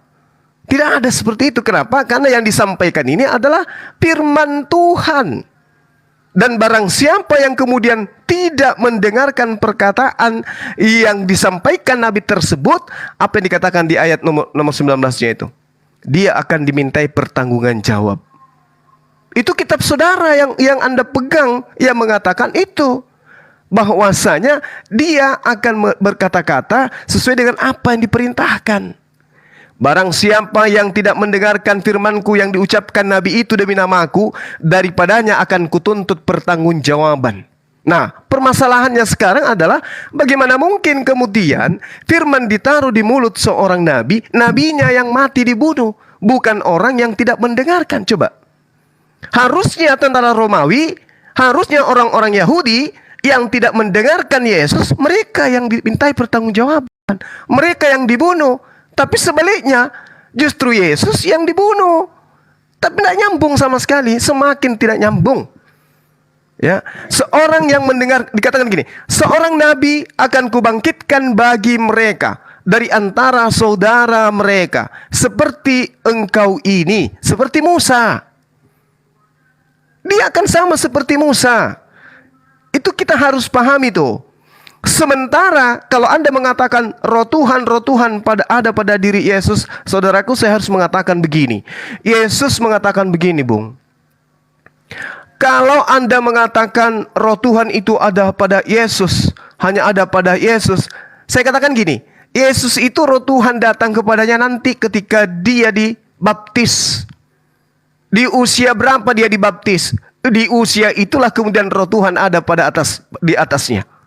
Tapi kalau Anda berbicara mengenai Yohanes, Yohanes itu sangat jelas dikatakan, Yohanes itu padanya sudah ada Roh Kudus sejak dalam kandungan ibunya. Coba Anda lihat dalam Lukas 1 nomor 15. Sebab ia akan besar di hadapan Tuhan, dan ia tidak akan minum anggur atau minuman keras, dan ia akan penuh dengan Roh Kudus mulai dari rahim ibunya. Yesus nanti diberi Roh Kudus setelah dia dibaptis, Roh Kudus datang di atasnya. Yohanes dari rahim ibunya sudah kepenuhan Roh Kudus. Lalu dikatakan oleh Yesus sendiri dalam Lukas 7 nomor 28, aku berkata kepadamu, di antara mereka yang dilahirkan oleh perempuan, tidak ada manusia seorang pun yang lebih besar daripada Yohanes. Tidak ada. Yesus loh yang mengatakan itu. Bro, kalau bawa ayat satu-satu supaya kita bahas ya. Jangan terlalu banyak ayat, akhirnya kita nggak bisa merespon yang lain. Karena bro sudah mengangkat ayat terlalu banyak, bro. Oke, jadi Yesus mengatakan Yohanes itu lebih besar dari semua manusia yang pernah dilahirkan oleh perempuan. Sementara Yesus di dalam Matius 1 jelas sekali dia dilahirkan oleh perempuan. Dan sesudah anak itu lahir, yaitu Yesus. Sudah banyak sekali ayat yang bermawa. Ya, jadi saya simpulkan. Bang. Saya simpulkan. Jadi kalau Anda mengatakan Yesus itu sama seperti Musa, Yesus membantahnya. Kenapa? Yohanes lebih besar daripada Yesus. Musa itu nabi besar. Dia menghalau Fir'aun, menyelamatkan Bani Israel dari perbudakan Mesir. Yesus menyelamatkan Bani Israel dari apa? Tentara Romawi tidak mampu mereka usir. Yesus usir, tidak bisa dia. Sementara nubuatan yang datang adalah nabi yang sama seperti Musa. Dia harus sakti. Dan itu hanya dilakoni oleh baginda Rasulullah Muhammad SAW. Makanya berhasil nyanyian baru bagi Tuhan itu digaungkan di tanah-tanah tempat tinggalnya keturunan Ismail, yaitu Nebayot dan Kedar. Demikian, silakan. Oh ya, saya rasa Halo, saya rasa kita sudah Bro, menjawab. aku tambahan dikit bro, ada klarifikasi bro. Bro, sebentar aja, sedikit aja. Ya, sedikit aja. Begini Bro Suma ya, Bro Suma itu baca memang comot ayat untuk membenarkan apa yang Anda katakan. Dari Alkitab lagi Anda. Jangan begitu dong ya. Anda kalau baca terus itu jelas. Yang terkecil di dalam, yang di sini lebih besar dari Yohanes. Aduh, memang pengen menyesatkan orang. Jadi jangan begitu, baca semuanya Bro Suma. Ya jangan begitu, saya protes Anda keras. Karena Anda itu comot itu untuk membenarkan ajaranmu. Silakan ditunjukkan, itu, ya. Bang. Silakan ditunjukkan ayatnya. Yesus lebih besar dari Yohanes itu di mana, Bang? Silakan. Iya, wah itu jelma bro, itu udah biasa itu bro. Ayatnya Bang, ayatnya silakan. Ada itu bro, baca aja selanjutnya. Yang terkecil dalam kerajaan Allah lebih besar dari dia, dari Yohanes. Ya, oke, itu satu. Ya, terus berikutnya. Bro, ini kan selalu klaim, misalnya contoh mengenai Yesus itu beda dengan Yohanes. Yohanes sejak awal dia sudah diurapi. Bro, baca nggak waktu malaikat Gabriel datang kepada Maria? Sejak ini Yesus ini adalah pekerjaan Elohim itu sendiri. Ya, apa yang dikatakan oleh Maria? Mana mungkin itu terjadi? Jadi Maria tuh berpikir sama dengan kita, mana mungkin itu terjadi? Mestinya harus ada pertemuan antara sperma dan sel telur. Sama, nggak mungkin, saya tak punya suami. Apa Gabriel berkata? Ya kan? Roh Allah yang maha tinggi itu akan menaungi engkau. Ruah itu yang maha kuasa akan menaungi engkau. Dan anak yang engkau akan lahirkan itu ya akan disebut anak Allah. Gitu loh. Jadi yang ada di rahim Maria ini ya itu adalah dikandung oleh Roh Kudus. Ya, itu sesuai dengan pengakuan iman rasuli kita. Roh Allah itu sendiri yang melakukan inkarnasi, nuzul, ya menjadi manusia. Begitu loh bro. Itu apa? Yohanes itu nggak ada apa-apanya. Makanya Tuhan Yesus katakan yang terkecil di surga, si ini lebih dari Yohanes. Gitu loh. Itulah Tuhan Yesus sejak awal. Kalau kamu bilang itu peristiwa pembaptisan atau pengurapan Tuhan Yesus juga di itu tanda bro. Dia sejak awal dia sudah dari roh itu, roh yang maha kuasa itu sehingga dia nusul menjadi daging, menjadi manusia. Begitu bro. Dia itu sendiri. Makanya pada saat pembacaan tadi genaplah nats ini. Kenapa dibilang genaplah nats ini? Kenapa nggak dibilang pada saat pembaptisan? Jadi tidak seperti itu pemahaman Alkitab. Anda yang menyerongkan itu karena Anda yang ambil ayat Alkitab ini. Kecuali kalau Anda ambil ayat Al-Quran silakan. Kalau Anda ambil ayat Alkitab, Anda menyerongkannya. Keliru, sangat keliru. Gitu loh. Oke, itu tambahan saya. Silakan bro Anakala. Jadi betul ya, Yesus berkata yang ada di sini lebih besar dari Yohanes. Begitu ya. Tapi saya cari-cari ayatnya belum dapat ya. Nah, Bro Suma tadi menyinggung tentang Yesus Kristus, tentang perkataan kan tadi. Di mana Yesus berkata, aku berkata kepadamu. Lalu Bro Suma menyinggung tentang segala yang dikatakan Tuhan Yesus ya, yang dikatakan Bapa. Nah, Bro Suma menyinggung tadi sama seperti Roh Kudus ya. Roh Kudus. Nah, kita bisa lihat Bro Suma di Yohanes 16 ya. Yohanes 16. Ini judul perikopnya pekerjaan penghibur ya. Di 2 ayat terakhir dikatakan, ia Roh Kudus ya. Ini sedang berbicara tentang Roh Kudus. Ia akan memuliakan aku, sebab ia akan memberitakan kepadamu apa yang diterimanya daripadaku. Jadi yang Roh Kudus, pekerjaan penghibur Roh Kudus itu, di orang Kristen itu, dia Roh Kudus menyampaikan apa yang diterimanya dari Yesus Kristus. Nah, apakah dia hanya seorang nabi? Apakah Musa lebih besar dari dia? Nah, di ayat terakhir dikatakan, segala sesuatu yang Bapa punya adalah aku punya. Nah, itu yang Bro Suma maksudkan tadi. Aku berkata-kata tidak dari diriku sendiri. Di sini Tuhan Yesus berkata, karena apa? Segala yang Bapa punya adalah aku punya. Sebab itu aku berkata, ia akan memberitakan kepadamu apa yang diterimanya daripadaku. Apakah Yesus hanya nabi? Lalu Roh Kudus akan memberitakan kepada miliaran orang Kristen apa yang ingin Tuhan disampaikan, dan itu diterima dari Tuhan Yesus. Apakah dia, orang ini, Yesus Kristus Sang Mesias ini, lebih kecil dari Yohanes, lebih kecil dari Musa? Sementara Roh Kudus ini menerima dari Yesus Kristus untuk disampaikan ke orang percaya. Nah itu, jadi bro semua yang katakan aku tidak dapat berkat dari Bapa ya, dari Bapa. Ini sama yang Tuhan Yesus katakan di sini. Karena segala sesuatu yang Bapa punya adalah aku punya. Roh Allah itu, Roh Kudus Allah itu, Roh Kudusnya. Roh Kudus itu dikatakan di dalam Yesaya 63 itu ayat 63 ayat 3 dikatakan Roh Kudusnya, mereka memberontak dan mendukakan Roh Kudusnya. Roh Kudusnya adalah pribadi ini adalah milik Allah. Yesus Kristus berkata di sini, segala yang Bapa punya adalah aku punya. Nah di sini Yesus berkata bahwa Ia, Roh Kudus, akan memberitakan kepadamu apa yang diterimanya daripadaku. Yesus sedang menyamakan dirinya dengan Bapanya di sini.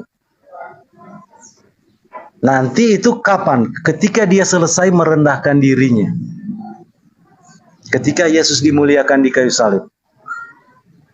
Dia yang akan memberikan Roh Kudus itu. Yang dijanjikan Bapa, dia sendiri yang akan mengutus Roh Kudus itu. Jadi pernyataan-pernyataan dari Tuhan Yesus sendiri, Tuhan Yesus menyamakan dia dengan dan Bapa setara. Jadi jangan heran kalau Tuhan Yesus berkata, aku tidak bisa berkata dari diriku sendiri. Kenapa? Karena dia itu kepenuhan kealahannya itu setara dengan Bapa. Makanya Yesus bilang, apa yang Bapa punya adalah aku punya. Gitu Bro Suma. Mungkin Bro Triwira mau tambahkan, saya sudah lupa ayat-ayat yang lain yang Bro Suma bawakan, terlalu banyak. Mungkin Bro Triwira masih Bro. Jadi begini, di kitab di Filipi ya, di Efesus ya. Di Efesus 2 itu dijelaskan bahwa kesetaraan itu tidak dipertahankannya, tapi mengosongkan diri dan merendahkan diri sampai mati di kayu salib. Ya, makanya ada ayat yang berkata dia yang merendahkan diri, dia masuk di ruang dan waktu menjadi manusia, sangat terbatas. Makanya ada ayat berkata bahwa dalam waktu yang singkat dia lebih rendah dari malaikat.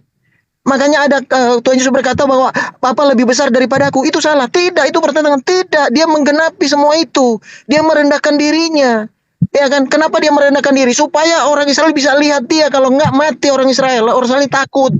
Makanya itu penggenapannya. Bukan Nabi Anda. Enggak ada itu. Ya kan?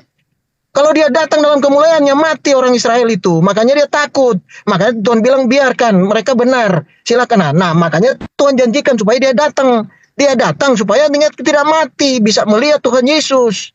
Gitu loh bro. Jelas banget, dia hanya merendahkan dirinya.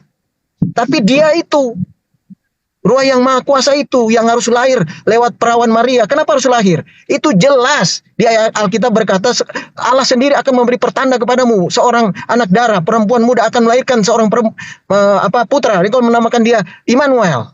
Berarti dia harus datang, harus lahir melalui proses kelahiran manusia biasa. Ya kan? Menjadi 9 bulan 10 hari. Itu dinubuatnya. Jadi dia tidak jadi langsung manusia dewasa. Untuk apa? Makanya dia disebut anak manusia. Ada silsilahnya. Ya kan? Tapi malaikat berkata dia juga anak Allah. Anak manusia dan anak Allah. Gitu loh. Anak manusia untuk apa? Untuk dia dikorbankan kayu salib. Supaya apa? Nyawa ganti nyawa. Nyawa ada dalam darah. Darah terbentuk pada saat dia diraih Maria. Supaya apa? Darah itu suci. Tidak ada manusia yang bisa darah suci, nggak ada. Makanya dia harus merendahkan diri yang lahir dari proses kelahiran manusia. Supaya nyawa itu terbentuk di darah yang suci itu. Dia mengorbankan darahnya di Bukit Golgota. Untuk menanggung kita manusia, termasuk menanggung Anda itu, Suma. Jangan sesatkan firman Tuhan. Jangan serongkan firman Tuhan itu. Kalau tidak, kamu ambil aja ayat-ayat Al-Quranmu. Ya kan, silakan aja. Ada nggak nubuatan seperti itu? Silakan. Walaupun tidak sama, jangan comot ayat di ayat firman Tuhan untuk membenarkan kepercayaan dan ajaran kamu. Nggak bisa. Saya akan 100% akan menantang itu, karena firman Tuhan mengatakan bahwa jalan kebenaran jelas. Jalan kebenaran itu Yesus Kristus, dan itu firman. Firman itu ada di Alkitab. Karena comot-comot itu kita akan melawan Anda, ya kan? Itu. Terima kasih, tambahan saya, silakan. Oke. Bro, tunggu. Bro Suma, saya tambahkan sedikit ya. Tadi saya lupa ya. Silakan. Karena Bro Suma menyinggung tentang Yohanes ya, Yohanes Pembaptis. Nah, kalau kita lihat Yohanes Pembaptis ini, dia orangnya dinubuatkan oleh Nabi Yesaya. Makanya Yohanes Pembaptis ketika ditanya, siapakah engkau? Apakah engkau Mesias? Yohanes berkata, akulah suara orang yang berseru-seru di padang gurun. Yang dinubuatkan oleh siapa? Nabi Yesaya. Yohanes itu mengatakan dinubuatkan oleh Nabi Yesaya untuk membuka jalan bagi Tuhan. Nah, kita lihat kalau di dalam Lukas 1 ya, ayat 11 ya, ketika malaikat Gabriel menemui Sakaria, dan kita akan tahu jelas siapa Yohanes dan siapa Yesus Kristus. Ayat 11. Maka tampaklah kepada Sakaria seorang malaikat Tuhan berdiri di sebelah kanan mezbah pembakaran ukupan. Melihat hal itu terkejutlah. Ia terkejut dan menjadi takut. Tetapi malaikat itu berkata kepadanya, jangan takut hai Sakaria, sebab doamu telah dikabulkan dan Elisabet istrimu akan melahirkan seorang anak laki-laki bagimu. Dan haruslah engkau menamai dia Yohanes. Engkau akan bersukacita dan bergembira, bahkan banyak orang akan bersukacita atas kelahirannya. Sebab ia akan besar di hadapan Tuhan. Dan ia tidak akan minum anggur atau minum minuman keras. Dan ia akan penuh dengan Roh Kudus. Nah, ini yang dikatakan Rasulullah tadi. Mulai dari rahim ibunya. Ia akan membuat banyak orang Israel berbalik kepada Tuhan, Allah mereka. Dan kita lihat ayat 17 ini ya. Dan ia akan berjalan mendahului Tuhan dalam roh dan kuasa Elia, untuk membuat hati bangsa-bangsa berbalik kepada anak-anaknya dan hati orang-orang durhaka berbalik kepada pikiran orang-orang benar. Dengan demikian ia menyiapkan, dengar lagi ya, dengan demikian menyiapkan bagi Tuhan suatu umat yang layak baginya. Lalu kita lihat ya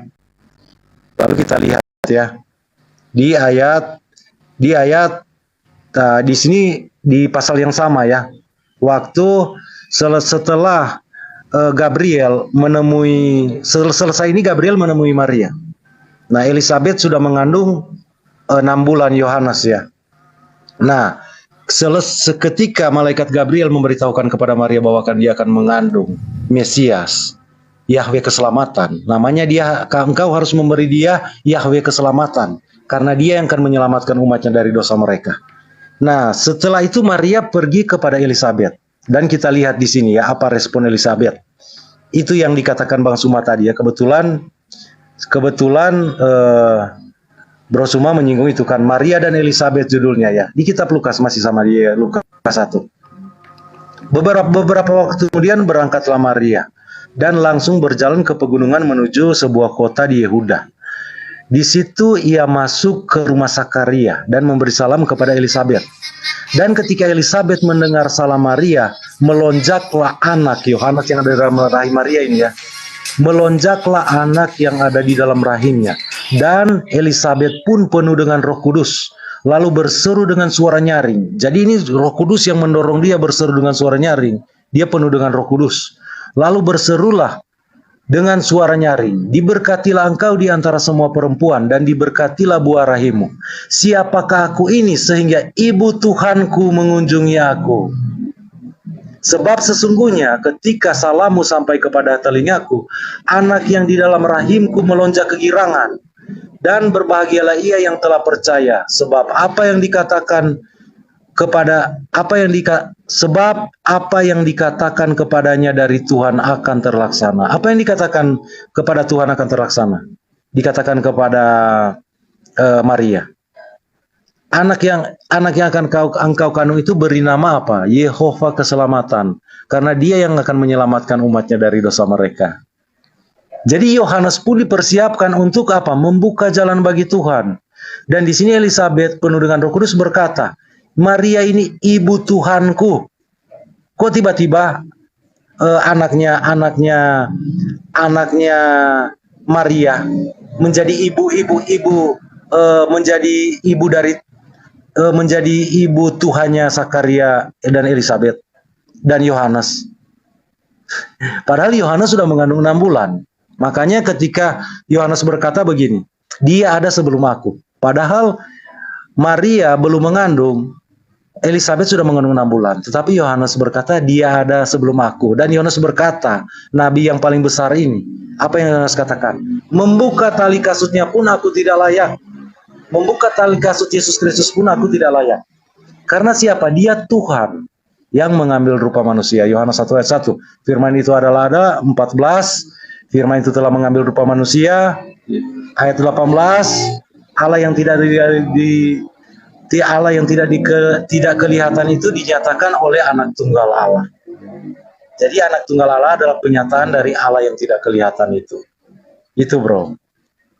Ya silakan bro Suma.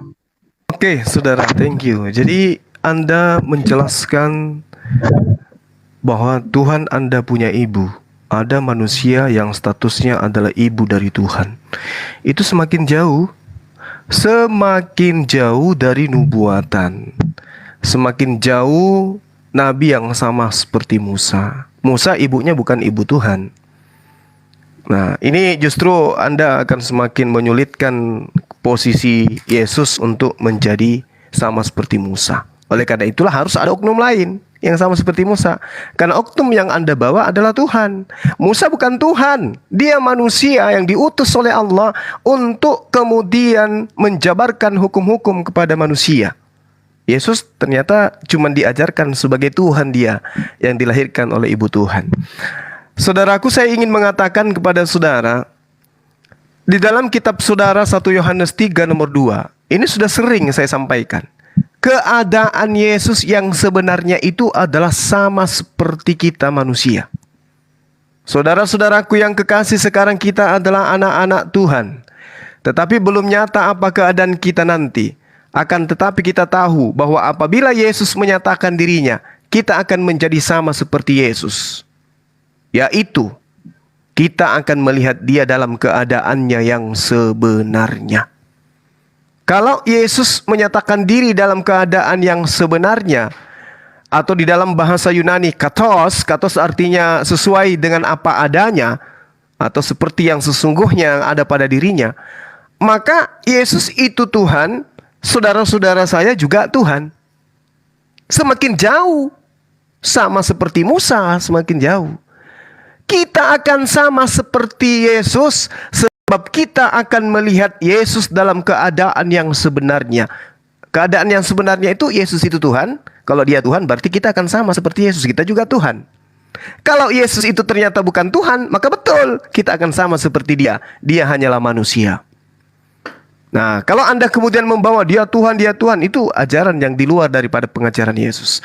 Ini sekarang kita ingin membuktikan bahwa di dalam Al-Quran diterangkan Nabi Isa alaihissalam itu memang dikuatkan dengan Rohul Kudus. Wa ayyadnahu biruhil kudus. Surah Al-Baqarah ayat 253. Nabi Isa alaihissalam diutus kepada Bani Israel sebagai nabi yang dikuatkan dengan Roh Kudus. Wa ataina Isa bin Maryam bayyinati wa ayyadnahu biruhil kudus. Final. Kalau Anda mengatakan jangan ambil di kitab kami, jangan comot-comot, saya geli ketika hal ini berlaku terhadap kalian, saudara saya, ketika orang Yahudi juga mengatakan hal yang sama. Wahai Kristen, jangan kau comot-comot kitab kami.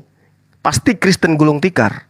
Tapi kalau Islam, orang Yahudi menyeru, wahai umat Islam, jangan kau comot-comot kitab kami. Umat Islam tetap tegar. Kenapa? Al-Quran dituliskan tidak berdasarkan hasil penyelidikan. Tidak dituliskan atas hasil cocokologi terhadap kitabnya orang Yahudi. Tidak.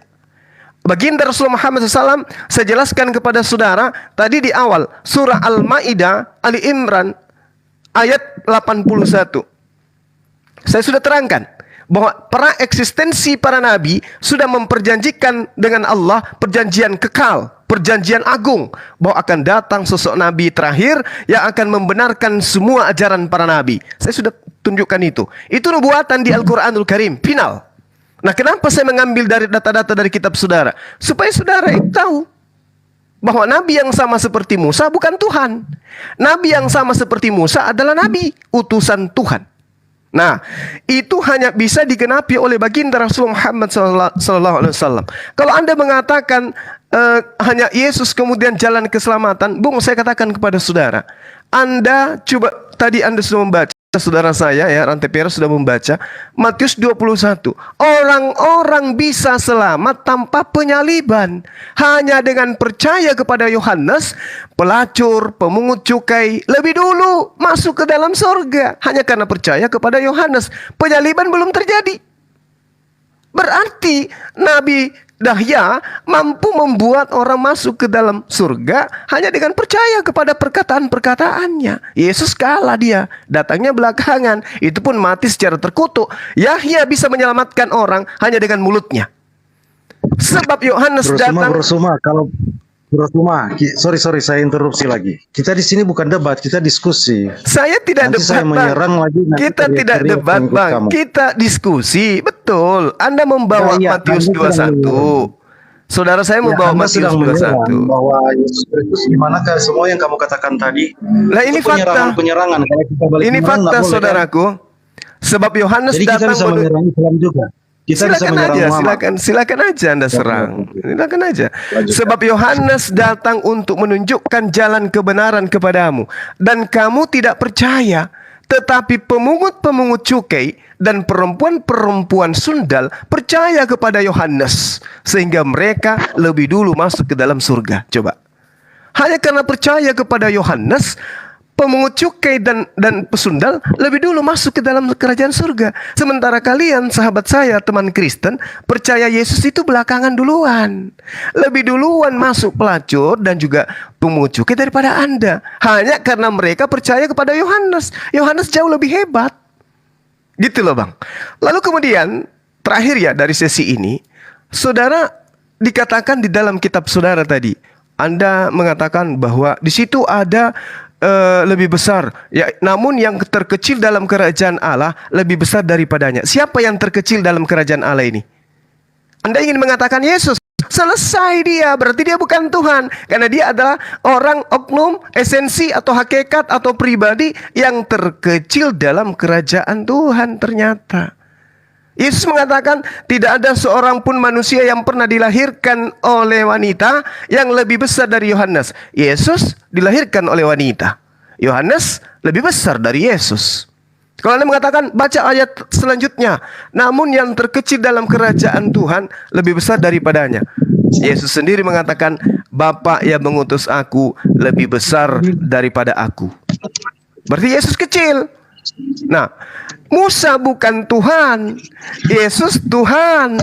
Berarti nabi yang sama seperti Musa sama sekali bukan Yesus. Anda belum bisa menunjukkan kepada kita di mana nabi yang sama seperti Musa dalam kitab saudara. Sudah terlalu panjang. Oke, saya tanggapi. Ya, bro, saya tanggapi dikit, bro. Ngawurnya boleh sedikit-sedikit. Saya berdata ya, Bang. Saya data ya. Saya tidak asumsi. Ya, data, tapi datanya salah. Silakan Anda bantah data dalam kitab saudara sendiri. Silakan. Saya tanggapi ya, Bro Suma ya. Silakan. Supaya semua tahu di sini ya. Anda berkata bahwa istilah yang terkecil, bahwa Yesus itu yang terkecil di surga. Baca yang benar dong. Tuhan Yesus menegaskan bahwa walaupun yang terkecil di surga itu lebih besar dari Yohanes. Itu maksudnya, kamu menyesatkan orang itu. Apalagi Yesus. Makanya itu kata-katanya jelas. Aduh, memang jangan begitu dong. Jujur dari hatimu lah. Emangnya kita bodoh di sini? Jangan gitu, bro. Ya, saya tentang Anda, karena Anda memang mau menyesatkan kita. Aduh, ya, itu satu. Ya, jadi teman-teman di bawah tahu ini bahwa apa namanya pemahaman Suma ini, dia mau ngambil itu, menjelaskan itu, tapi itu sesat, salah. Ya, jelas banget. Silakan Anda baca itu. Itu untuk menegaskan, bukan mengatakan bahwa dia adalah ciptaan dan makhluk seperti kita. Oke, terus berikutnya, Anda berkata bahwa di 1 Yohanes 1 kalau nggak salah itu, bahwa nanti kita akan seperti Tuhan Yesus. Berarti kalau seperti Yesus berarti sama dong. Bro Suma, baca yang benar 1 Yohanes 1 itu. Kamu harus tahu konsep bagaimana dia datang di kali yang kedua. Bagaimana kita dirubah menjadi tubuh kemuliaan seperti Tuhan Yesus. Bagaimana orang yang masih hidup di rapture menjadi tubuh kemuliaan. Itu tuh maksudnya menjadi seperti Yesus dan bertemu dia di awan-awan dan di surga. Kita bisa melihatnya, itu jelas. Gitu loh. Bukan kita seperti dia sama seperti Tuhan Yesus. Itu maksudnya bukan seperti itu. Ya, Rasul Paulus berkata bahwa kalau Tuhan Yesus tidak bangkit, sia-sialah kepercayaan kita. Makanya kita juga harus bangkit. Bagaimana kita bangkit? Kita harus dirubah menjadi tubuh kemuliaan seperti Yesus. Dan Yesus sudah mengadakan, sudah melakukannya, sehingga kita percaya bahwa kita pasti bangkit. Itu maksudnya. Jadi kalau kita bangkit, ya kan, kita menjadi seperti dia dan bertemu di surga dan memandang wajahnya, itu jelas. Begitu bro. Jadi jangan disesat-sesatkan. Kamu ini gimana sih? Yang begitu kamu comot Alkitab kok kamu jelasin. Penjelasanmu tentang Alkitab itu sesat, salah secara internal kami ya. Kalau kamu klaim sendiri silakan. Ya kan, kalau klaim kamu di Al-Quran silakan, kita nggak akan ini, silakan. Tapi kalau Anda klaim penjelasan Anda di Alkitab, ya jelas Anda penjelasannya sesat dan saya bisa buktikan itu. Ya kan, simple banget. Gitu loh. Ayatnya terlalu banyak Anda itu, ya. Terus apa lagi? Saya sampai lupa mau tanggapi itu, banyak sudah jelas sesat kamu itu, ya. Oke, itu dulu deh. Saya parkir mobil dulu. Oke. Tadi terlalu banyak bernarasi sampai kita sudah bingung ini mau tanggapi yang mana. Nah, saya tanggapi tentang pemungut cukai ya. Di Matius 21 ya. Di sini katakan begini kan Tuhan Yesus. Tuhan Yesus yang berkata ya. Kata Yesus kepada mereka, "Aku berkata kepadamu, sesungguhnya pemungut-pemungut cukai dan perempuan-perempuan sundal akan mendahului kamu masuk ke dalam kerajaan Allah. Sebab Yohanes datang untuk menunjukkan jalan kebenaran kepadamu, dan kamu tidak percaya kepadanya. Tetapi pemungut-pemungut cukai dan perempuan-perempuan sundal percaya kepadanya. Dan meskipun kamu melihatnya, tetapi kemudian kamu tidak menyesal, dan kamu tidak juga percaya kepadanya." Jadi narasi yang Brosuma sampaikan justru terbalik ya. Sebab Yohanes datang untuk menunjukkan jalan kebenaran kepadamu, dan kamu tidak percaya kepadanya. Nah, Brosuma bilang tadi, cukup percaya kepada Yohanes, sudah masuk surga. Tapi apa yang tertulis di dalam Alkitab, justru yang sebaliknya dari apa yang Brosuma katakan. Baru setelah itu, kata itu baru tetapi pemungut-pemungut cukai dan perempuan-perempuan sundal percaya kepadanya. Nah, itu maksudnya orang tidak percaya bahwa Yesus adalah Mesias penyelamat itu. Orang-orang itu tidak diselamatkan. Tetapi justru pemungut-pemungut cukai dan perempuan-perempuan sundal percaya kepada pemberitaan dari Yohanes. Jadi itu yang dimaksud oleh mereka yang tidak akan masuk itu. Mereka tidak percaya kepada apa yang Yohanes beritakan. Nah, Yohanes memberitakan tentang apa? Tentang Sang Mesias. Ketika Yohanes melihat Yesus, apa yang Yohanes katakan? Inilah anak domba Allah yang menghapus dosa dunia. Ketika merujuk ke Yesus. Nah, kalau Brosuma tidak percaya Yesus adalah anak domba Allah yang menghapus dosa dunia. Nah, Brosuma masuk di sini. Cuma Brosuma bukan bangsa Israel ya. Tetapi golongannya Brosuma ada di sini. Sebab Yohanes datang untuk menunjukkan jalan kebenaran kepadamu. Dan kamu tidak percaya kepada Yohanes.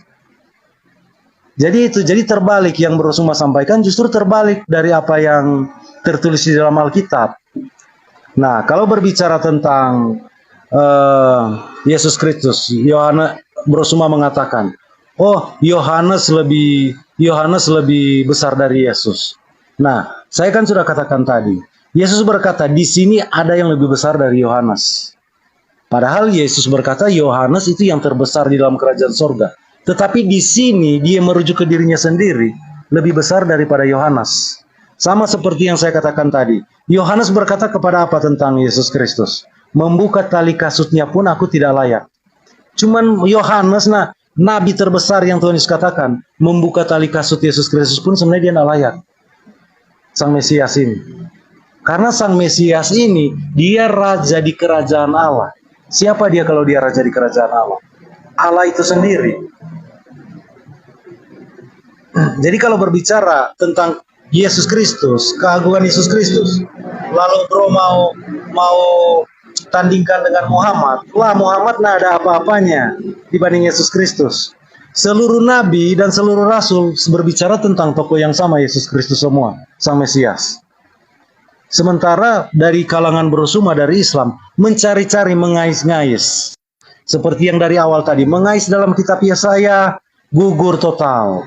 Mengais dalam kitab Ulangan, Taurat Musa, gugur tetap. Berbeda sekali dengan Yesus Kristus. Yesus Kristus semua nabi berbicara tentang dia. Sebagai apa? Mesias penyelamat. Nah Muhammad, di mana dikatakan Muhammad dia itu penyelamat?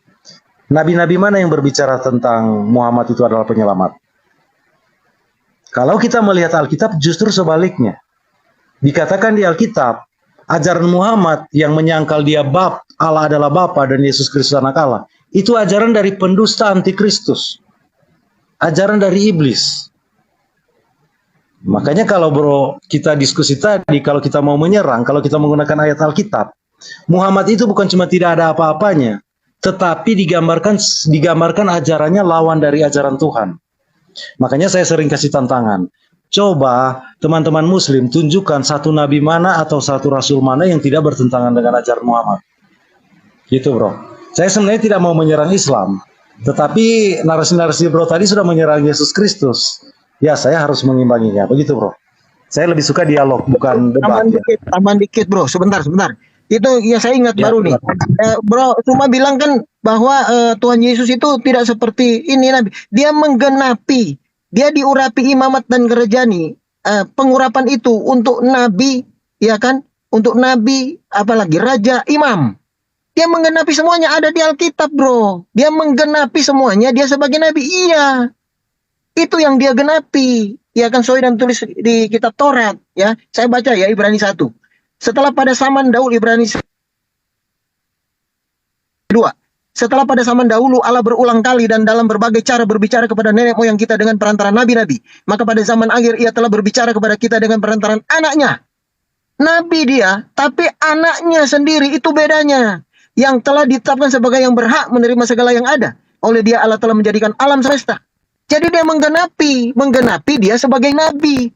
Begitu bro. Itu yang dilakukan. Bukan dia tidak seperti Musa. Dia seperti Musa karena dia menggenapi. Karena dia menjadi anak manusia. Ya kan? Jelas. Makanya kenapa dia sebut anak manusia? Untuk menggenapi segala nabi, imam, raja. Itu digenapi. Begitu bro semua. Itu teman saya. Terima kasih. Oke, baik. Jadi saudara-saudara, semakin Anda menjelaskan Yesus, semakin jauh dari nabi yang sama seperti Musa gitu.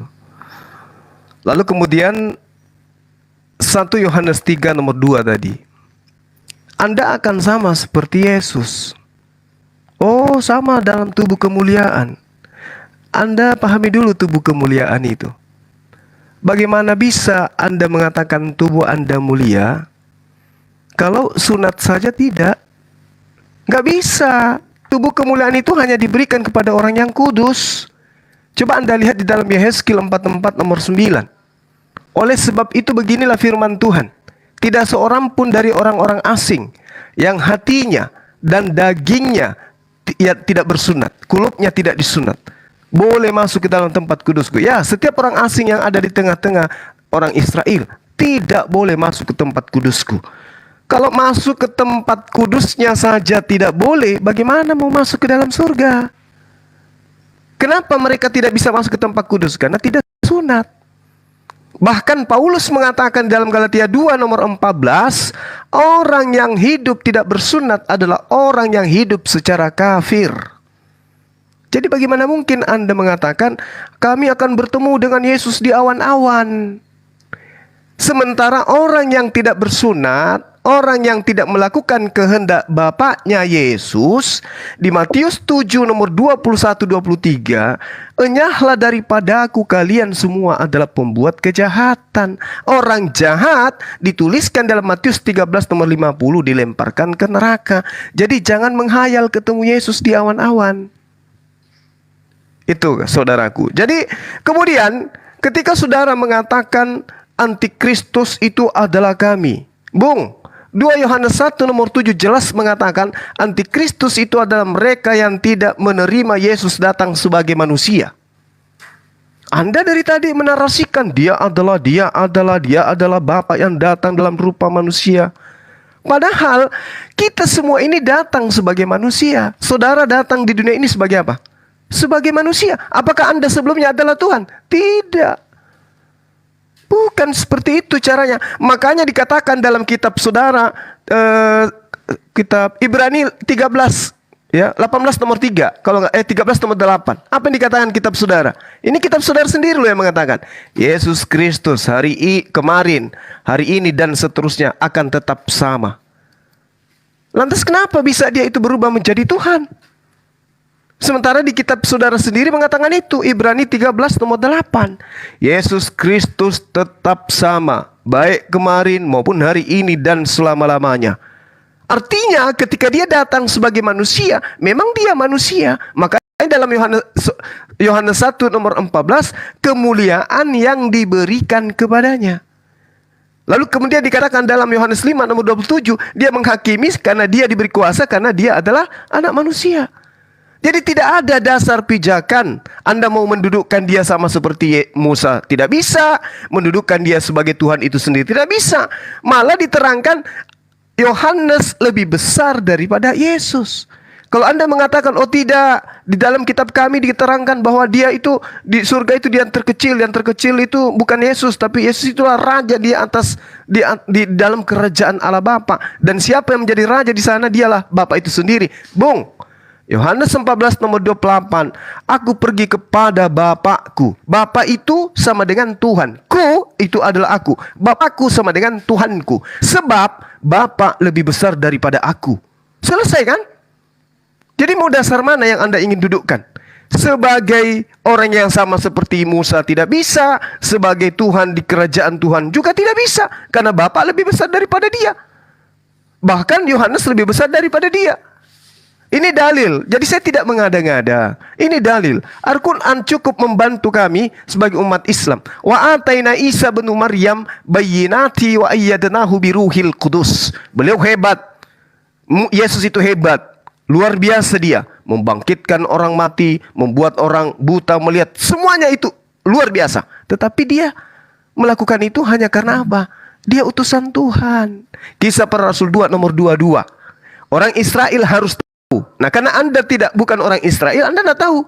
Orang Israel harus tahu bahwa Yesus Kristus itu adalah manusia yang ditentukan oleh Tuhan untuk melakukan tanda-tanda kekuatan mujizat di tengah-tengah Bani Israel. Sebab dia menjadi perantara bagi Tuhan kepada Bani Israel. Orang Israel harus tahu itu. Tapi Anda bukan Israel, makanya Anda nggak tahu. Sekira begitu teman-teman, waktu saya sedikit lagi, 10 menit lagi kurang lebih, karena saya ada rapat sebentar jam 2 waktu Makassar. Demikian, silakan. Saya tambahan dikit ya, saya klarifikasi Bro Suma, cepat aja. Kan sudah bolak-balik Bro Suma comot-comot di ayat Alkitab ya. Dan comotannya salah.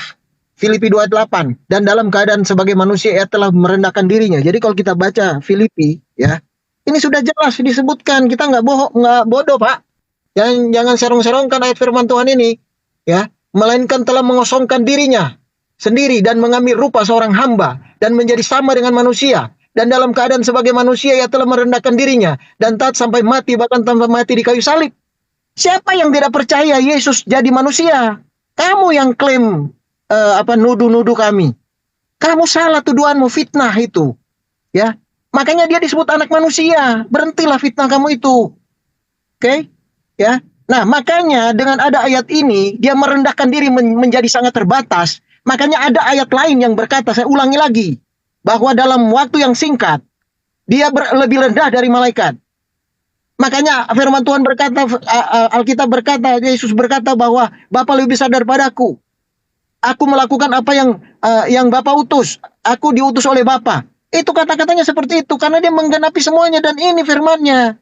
Dia hanya merendahkan dirinya. Kalau dia tidak merendahkan dirinya, dia mati kayak orang Israel itu. Ya kan? Supaya dia merendahkan, supaya kita bisa lihat dia. Terang yang nggak terhampiri, sudah menjadi terhampiri. Gitu loh. Ya, itu jelas. Jelas banget, kita sangat memahami itu.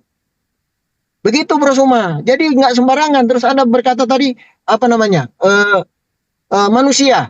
Ya iya, memang kalau kita ini jadi seperti Yesus, itu jelas Pak. Kita baca di kitab Wahyu juga sangat jelas. Bahwa kita memang akan dijemput Tuhan Yesus di awan-awan. Jelas di kebangkitan pertama. Nah, kita akan naik ke surga dan memerintah bersamanya dan baliknya 1000 tahun. Ya kan? Jadi kita sama dengan dia, tubuh kebangkitan itu namanya sama dan bisa melihat Tuhan Yesus langsung berhadapan muka. Begitu loh maksudnya. Bukan kita seperti dia atau kita menjadi Allah. Bukan. Siapa manusia bisa jadi Allah? Dia itu adalah Allah itu sendiri. Gitu loh. Yang nusul menjadi manusia. Siapa yang tidak percaya bahwa dia nusul menjadi manusia? Makanya disebut anak manusia. Untuk apa? Saya ulangi lagi, dia menjadi anak manusia. Untuk menggenapi dia sebagai nabi. Ya. Untuk menggenapi dia sebagai raja. Ya. Untuk menggenapi dia sebagai apa? Imam Agung. Dia membawa darahnya sendiri. Makanya dia disebut anak manusia. Untuk menggenapi itu semua. Ya kan? Jadi ini tidak ada kebohongan di dalam Alkitab, tidak ada pertentangan. Anda yang memahami salah. Terus Anda mau menegaskan, mau mengajarkan kami, ya nggak bisa. Kecuali kalau Anda ambil dari Al-Quran, silakan. Kita manggut-manggut saja. Gitu loh. Tapi kalau Anda ambil Alkitab itu untuk membenarkan ajaranmu, membenarkan nabi yang kamu percaya, kami tentang itu karena salah. Jadi internal kami yang kamu katakan itu sesat. Itu yang bilang sesat ya. Gitu loh. Ya, dan Anda itu kalau kita lihat itu adalah antikris.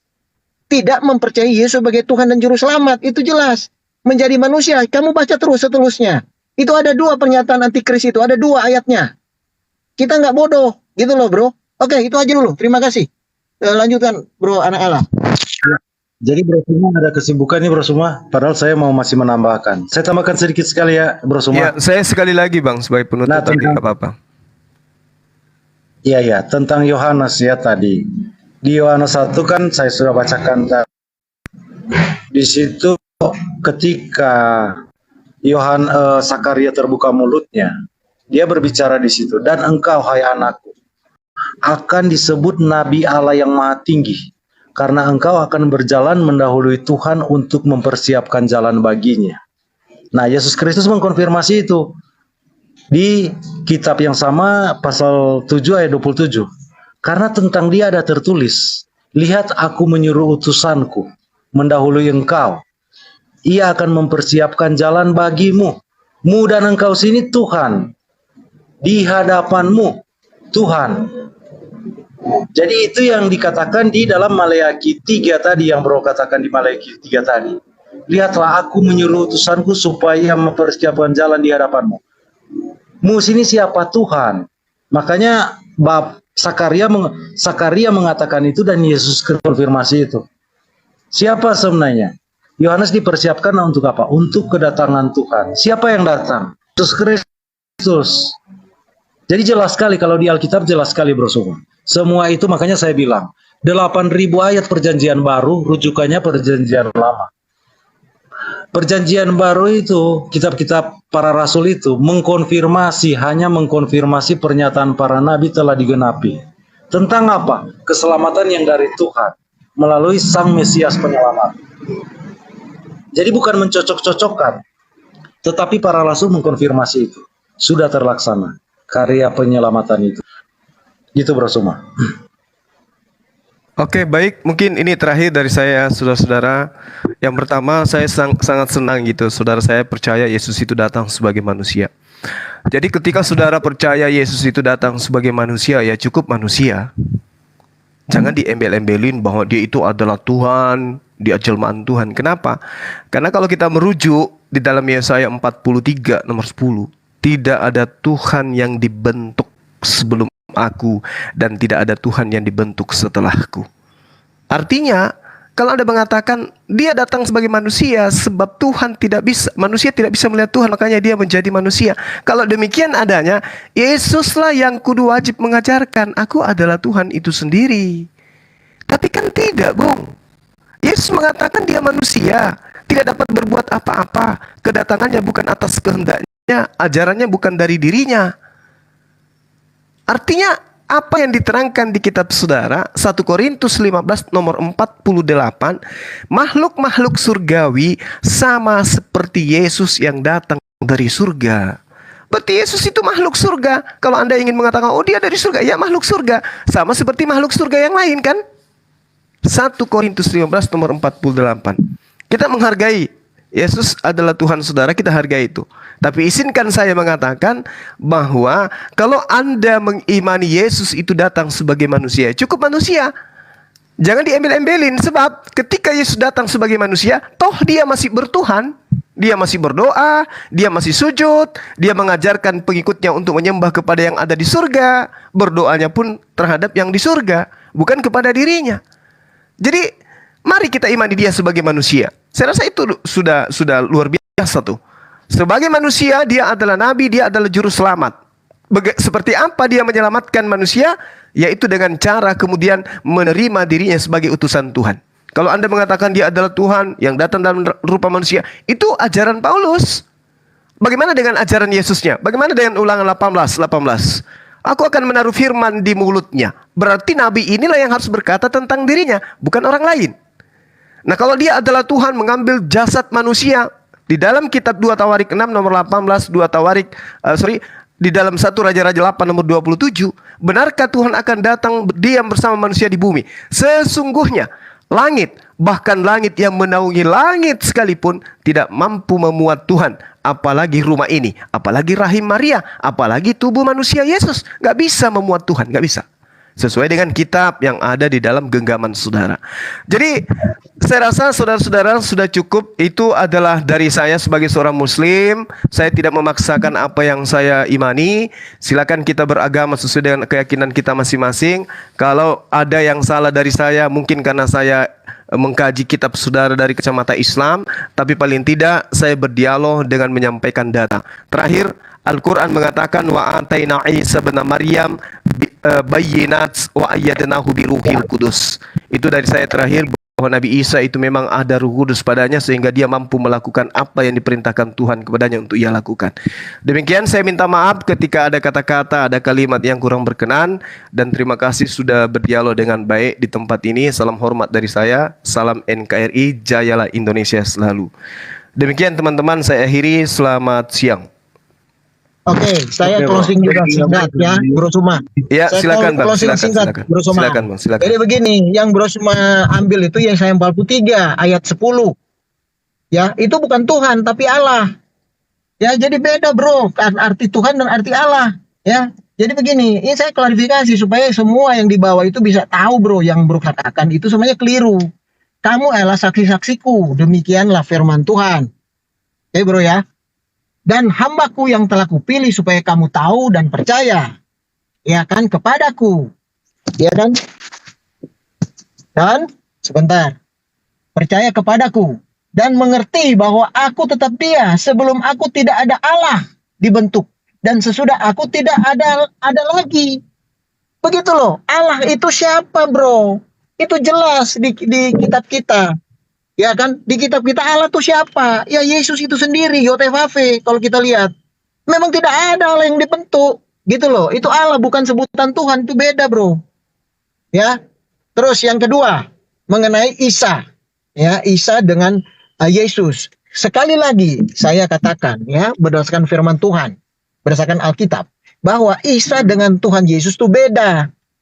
Ya, itu aja saya mau ingin sampaikan ya. Jadi berbeda. Jadi apa yang dikatakan oleh Bro Suma ini, bahwa Yesus adalah mereka menganggap bahwa Isa adalah Yesus, di iman Kristiani itu berbeda. Dua pribadi yang berbeda, dua orang yang berbeda, tidak sama. Ya, jadi kalau statement-statement di Al-Quran mengenai Isa, terus dibilang, nah kami percaya Isa, ya iya itu silakan Anda percaya nabimu. Tapi di Yesus Kristus tidak, dia adalah Tuhan dan Juru Selamat, mati di kayu salib menanggung dosa umat manusia. Nah, di Anda kan tidak diajarkan seperti itu. Itu sangat bertentangan, bukan berbeda lagi, tapi bertentangan. Oke, itu closing saya. Mohon maaf jika saya, memang saya begitu ngomongnya. Dari dulu seperti itu. Tidak saya marah ya. Saya mohon maaf, ini untuk menegaskan aja. Ya, kalau keliru ya kita luruskan berdasarkan firman Tuhan. Bukan dari retorika pikiran saya dan saya akal-akalan. Tidak, jujur dari hati. Bahwa firman Tuhan berkata seperti itu. Oke, itu aja. Terima kasih. Silakan Bro Anak Allah. Ya, jadi closing statement saya mendapati satu poin yang sebenarnya Suma bicara tentang ayat, tapi saya lihat ayatnya tidak berbicara seperti itu ya. Tapi ya sudah selesai. Di 1 Korintus 5 yang bro bilang tadi, 1 Korintus 5, 4 sampai 8. 48 kan bro bilang. Di sini tertulis, bila mana kita berkumpul dalam roh, kamu bersama-sama dengan aku, dengan kuasa Yesus, Tuhan kita. Jadi memang semua nabi, di ayat yang saya ambil ini yang Bro Suma bicarakan tadi, tidak berbicara apa yang Bro Suma katakan. Tetapi justru di sini berbicara kuasa Yesus Tuhan kita. Pernyataan bahwa dia Yesus, dia adalah Tuhan. Orang itu ini berbicara tentang dosa di dalam jemaat sebenarnya, juru perikop ini. Ada orang yang melakukan dosa percabulan sedemikian rupa, sehingga bahkan tidak dilakukan oleh para penyembah berhala. Jadi lebih dosanya, dosa percabulannya lebih hebat. Di sini Paulus menegaskan, orang itu harus diserahkan dalam nama Tuhan Yesus. Dalam nama Tuhan Yesus diserahkan kepada iblis, supaya binasa tubuhnya agar rohnya diselamatkan pada hari Tuhan. Jadi serahkan tubuhnya itu kepada penghukuman yang akan iblis lakukan kepada dia, supaya dia bertobat, supaya bisa dia diselamatkan. Di sini katakan kemegahanmu di ayat 6 ya. Bro Suma bilang 48 kan tadi, 4 sampai 8 mungkin ya. Karena ayat ini cuma berbicara berapa ayat? Cuma 18 ayat. 13 ayat ya. Mungkin begitu Bro Suma ya. Saya mau lanjutkan, Bro Suma sudah mau ada urusan Iya, mungkin. iya bang. Nanti kita lanjut lagi bang. Insya Allah kita akan lanjut dialog lagi seperti ini ya. Oke, Ya, baik. thank you ya Bro. Baik, Saya lebih Bang senang dialog Triwira. dari- Terima kasih semuanya. Iya, Bro makasih, Suma Bang. juga terima Makasih. kasih. Siap. Nanti kita ketemu lagi. Oke, baik, Kita Bang, baik. tetap akan siap sedia ketemu Bro Suma. Iya, baik saudaraku, saya pamit ya. Ya, Ya, Oke, makasih. ya, Sama-sama, semangat Bro. siang. Assalamualaikum. Ya. Saya berdiskusi dengan baik. Terima kasih ya Bro. Sudah datang berdiskusi dengan baik di room saya. Terima kasih ya.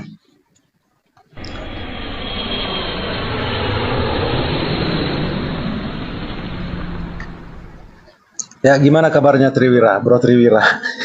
Namanya ini memang ekstrim sekali ya. Ya, puji Radikal Tuhan, sekali. harus digas. Kalau menurut saya memang harus begitu, bro. Karena firman Tuhan itu nggak ada toleransinya loh. Firman itu ya dan amin. Jangan kita degradasi firman itu. Jangan, bro. Itu, aduh, saya nggak mau. Saya takut. Kalau saya takut lah sebagai manusia. Assalamualaikum warahmatullahi wabarakatuh, sahabat-sahabat sekalian. Alhamdulillah kita sudah sampai kepada akhir dialog kita pada siang hari ini.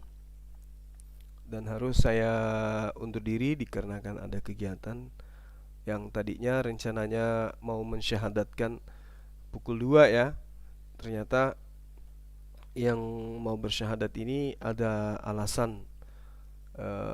Kalau saya melihat sih ada di antara keluarga yang komplain sehingga dia tidak nyaman gitu, sehingga dia minta diundur. Tapi alhamdulillah tadi malam kita sudah mensyahadatkan teman kita juga ya, kita beri nama beliau Ismail Ramadan dengan pertanyaan siapa anak tunggal yang dikorbankan oleh Nabi Abraham, Nabi Ibrahim. Dan alhamdulillah kita sudah menjelaskan kepada beliau. Untuk itulah kemudian sahabat, hari ini saya izin kemudian untuk pamit ya, ada rapat pukul 2 waktu Makassar, rapat internal Makassar Malab Center Indonesia. Semoga apa yang saya sajikan pada siang hari ini bisa kita jadikan sebagai bahan pembelajaran bahwasanya Nabi Isa alaihissalam datang kepada Bani Israel itu untuk kemudian mengajarkan bagaimana kemudian yang harus dilakoni oleh Bani Israel demi untuk mendapatkan keselamatan. Begitu juga ketika berbicara mengenai keselamatan, kita sudah jelaskan di Islam itu seperti apa keselamatan itu bisa diperoleh. Kemudian kita sudah menjelaskan Nabi yang sama seperti Musa, terus kedudukan baginda Rasulullah Muhammad SAW di mata Allah dan di mata dunia yang seharusnya seperti apa kita sudah jelaskan. Untuk itu kemudian sekali lagi kiranya materi ini bisa dijadikan sebagai acuan untuk banyak belajar sehingga kita bisa bersama membentengi akidah umat. Terakhir dari saya sahabat, seperti biasa kembali saya menghimbau kepada teman-teman semua untuk nantinya menyalurkan zakatnya kepada Yayasan Makassar Malab Center Indonesia, zakat harta ya, zakat fitrah dan juga zakat harta yang antum punya. Mohon supaya kalau bisa disalurkan ke kita, karena karena kita masih membutuhkan banyak anggaran untuk menyelesaikan PR-PR kita sebagai apologet yang bekerja di di zona anti pemurtadan dan juga pengajaran-pengajaran tentang apologet. Apatah lagi rencana kita itu adalah bagaimana bisa di tempat kita di samping Masjid Nur Maulida itu kita dirikan sekolah apologet. Saya rasa itu membutuhkan dana yang sangat besar, dan kalau semua netizen kurang lebih 258.000 ini bayar zakatnya ke Yayasan Makassar Malap Center Indonesia, saya rasa dengan mudah kita bisa membangun sekolah tersebut. Demikian sebagai pemberitahuan dan himbauan kepada sahabat semua. Saya akhiri, subhanakallahumma bihamdi, asyhadu an la ilaha illa anta astaghfiruka wa atubu ilaih. Salam tauhid, salam satu Tuhan, Allahu Akbar. Assalamualaikum warahmatullahi wabarakatuh.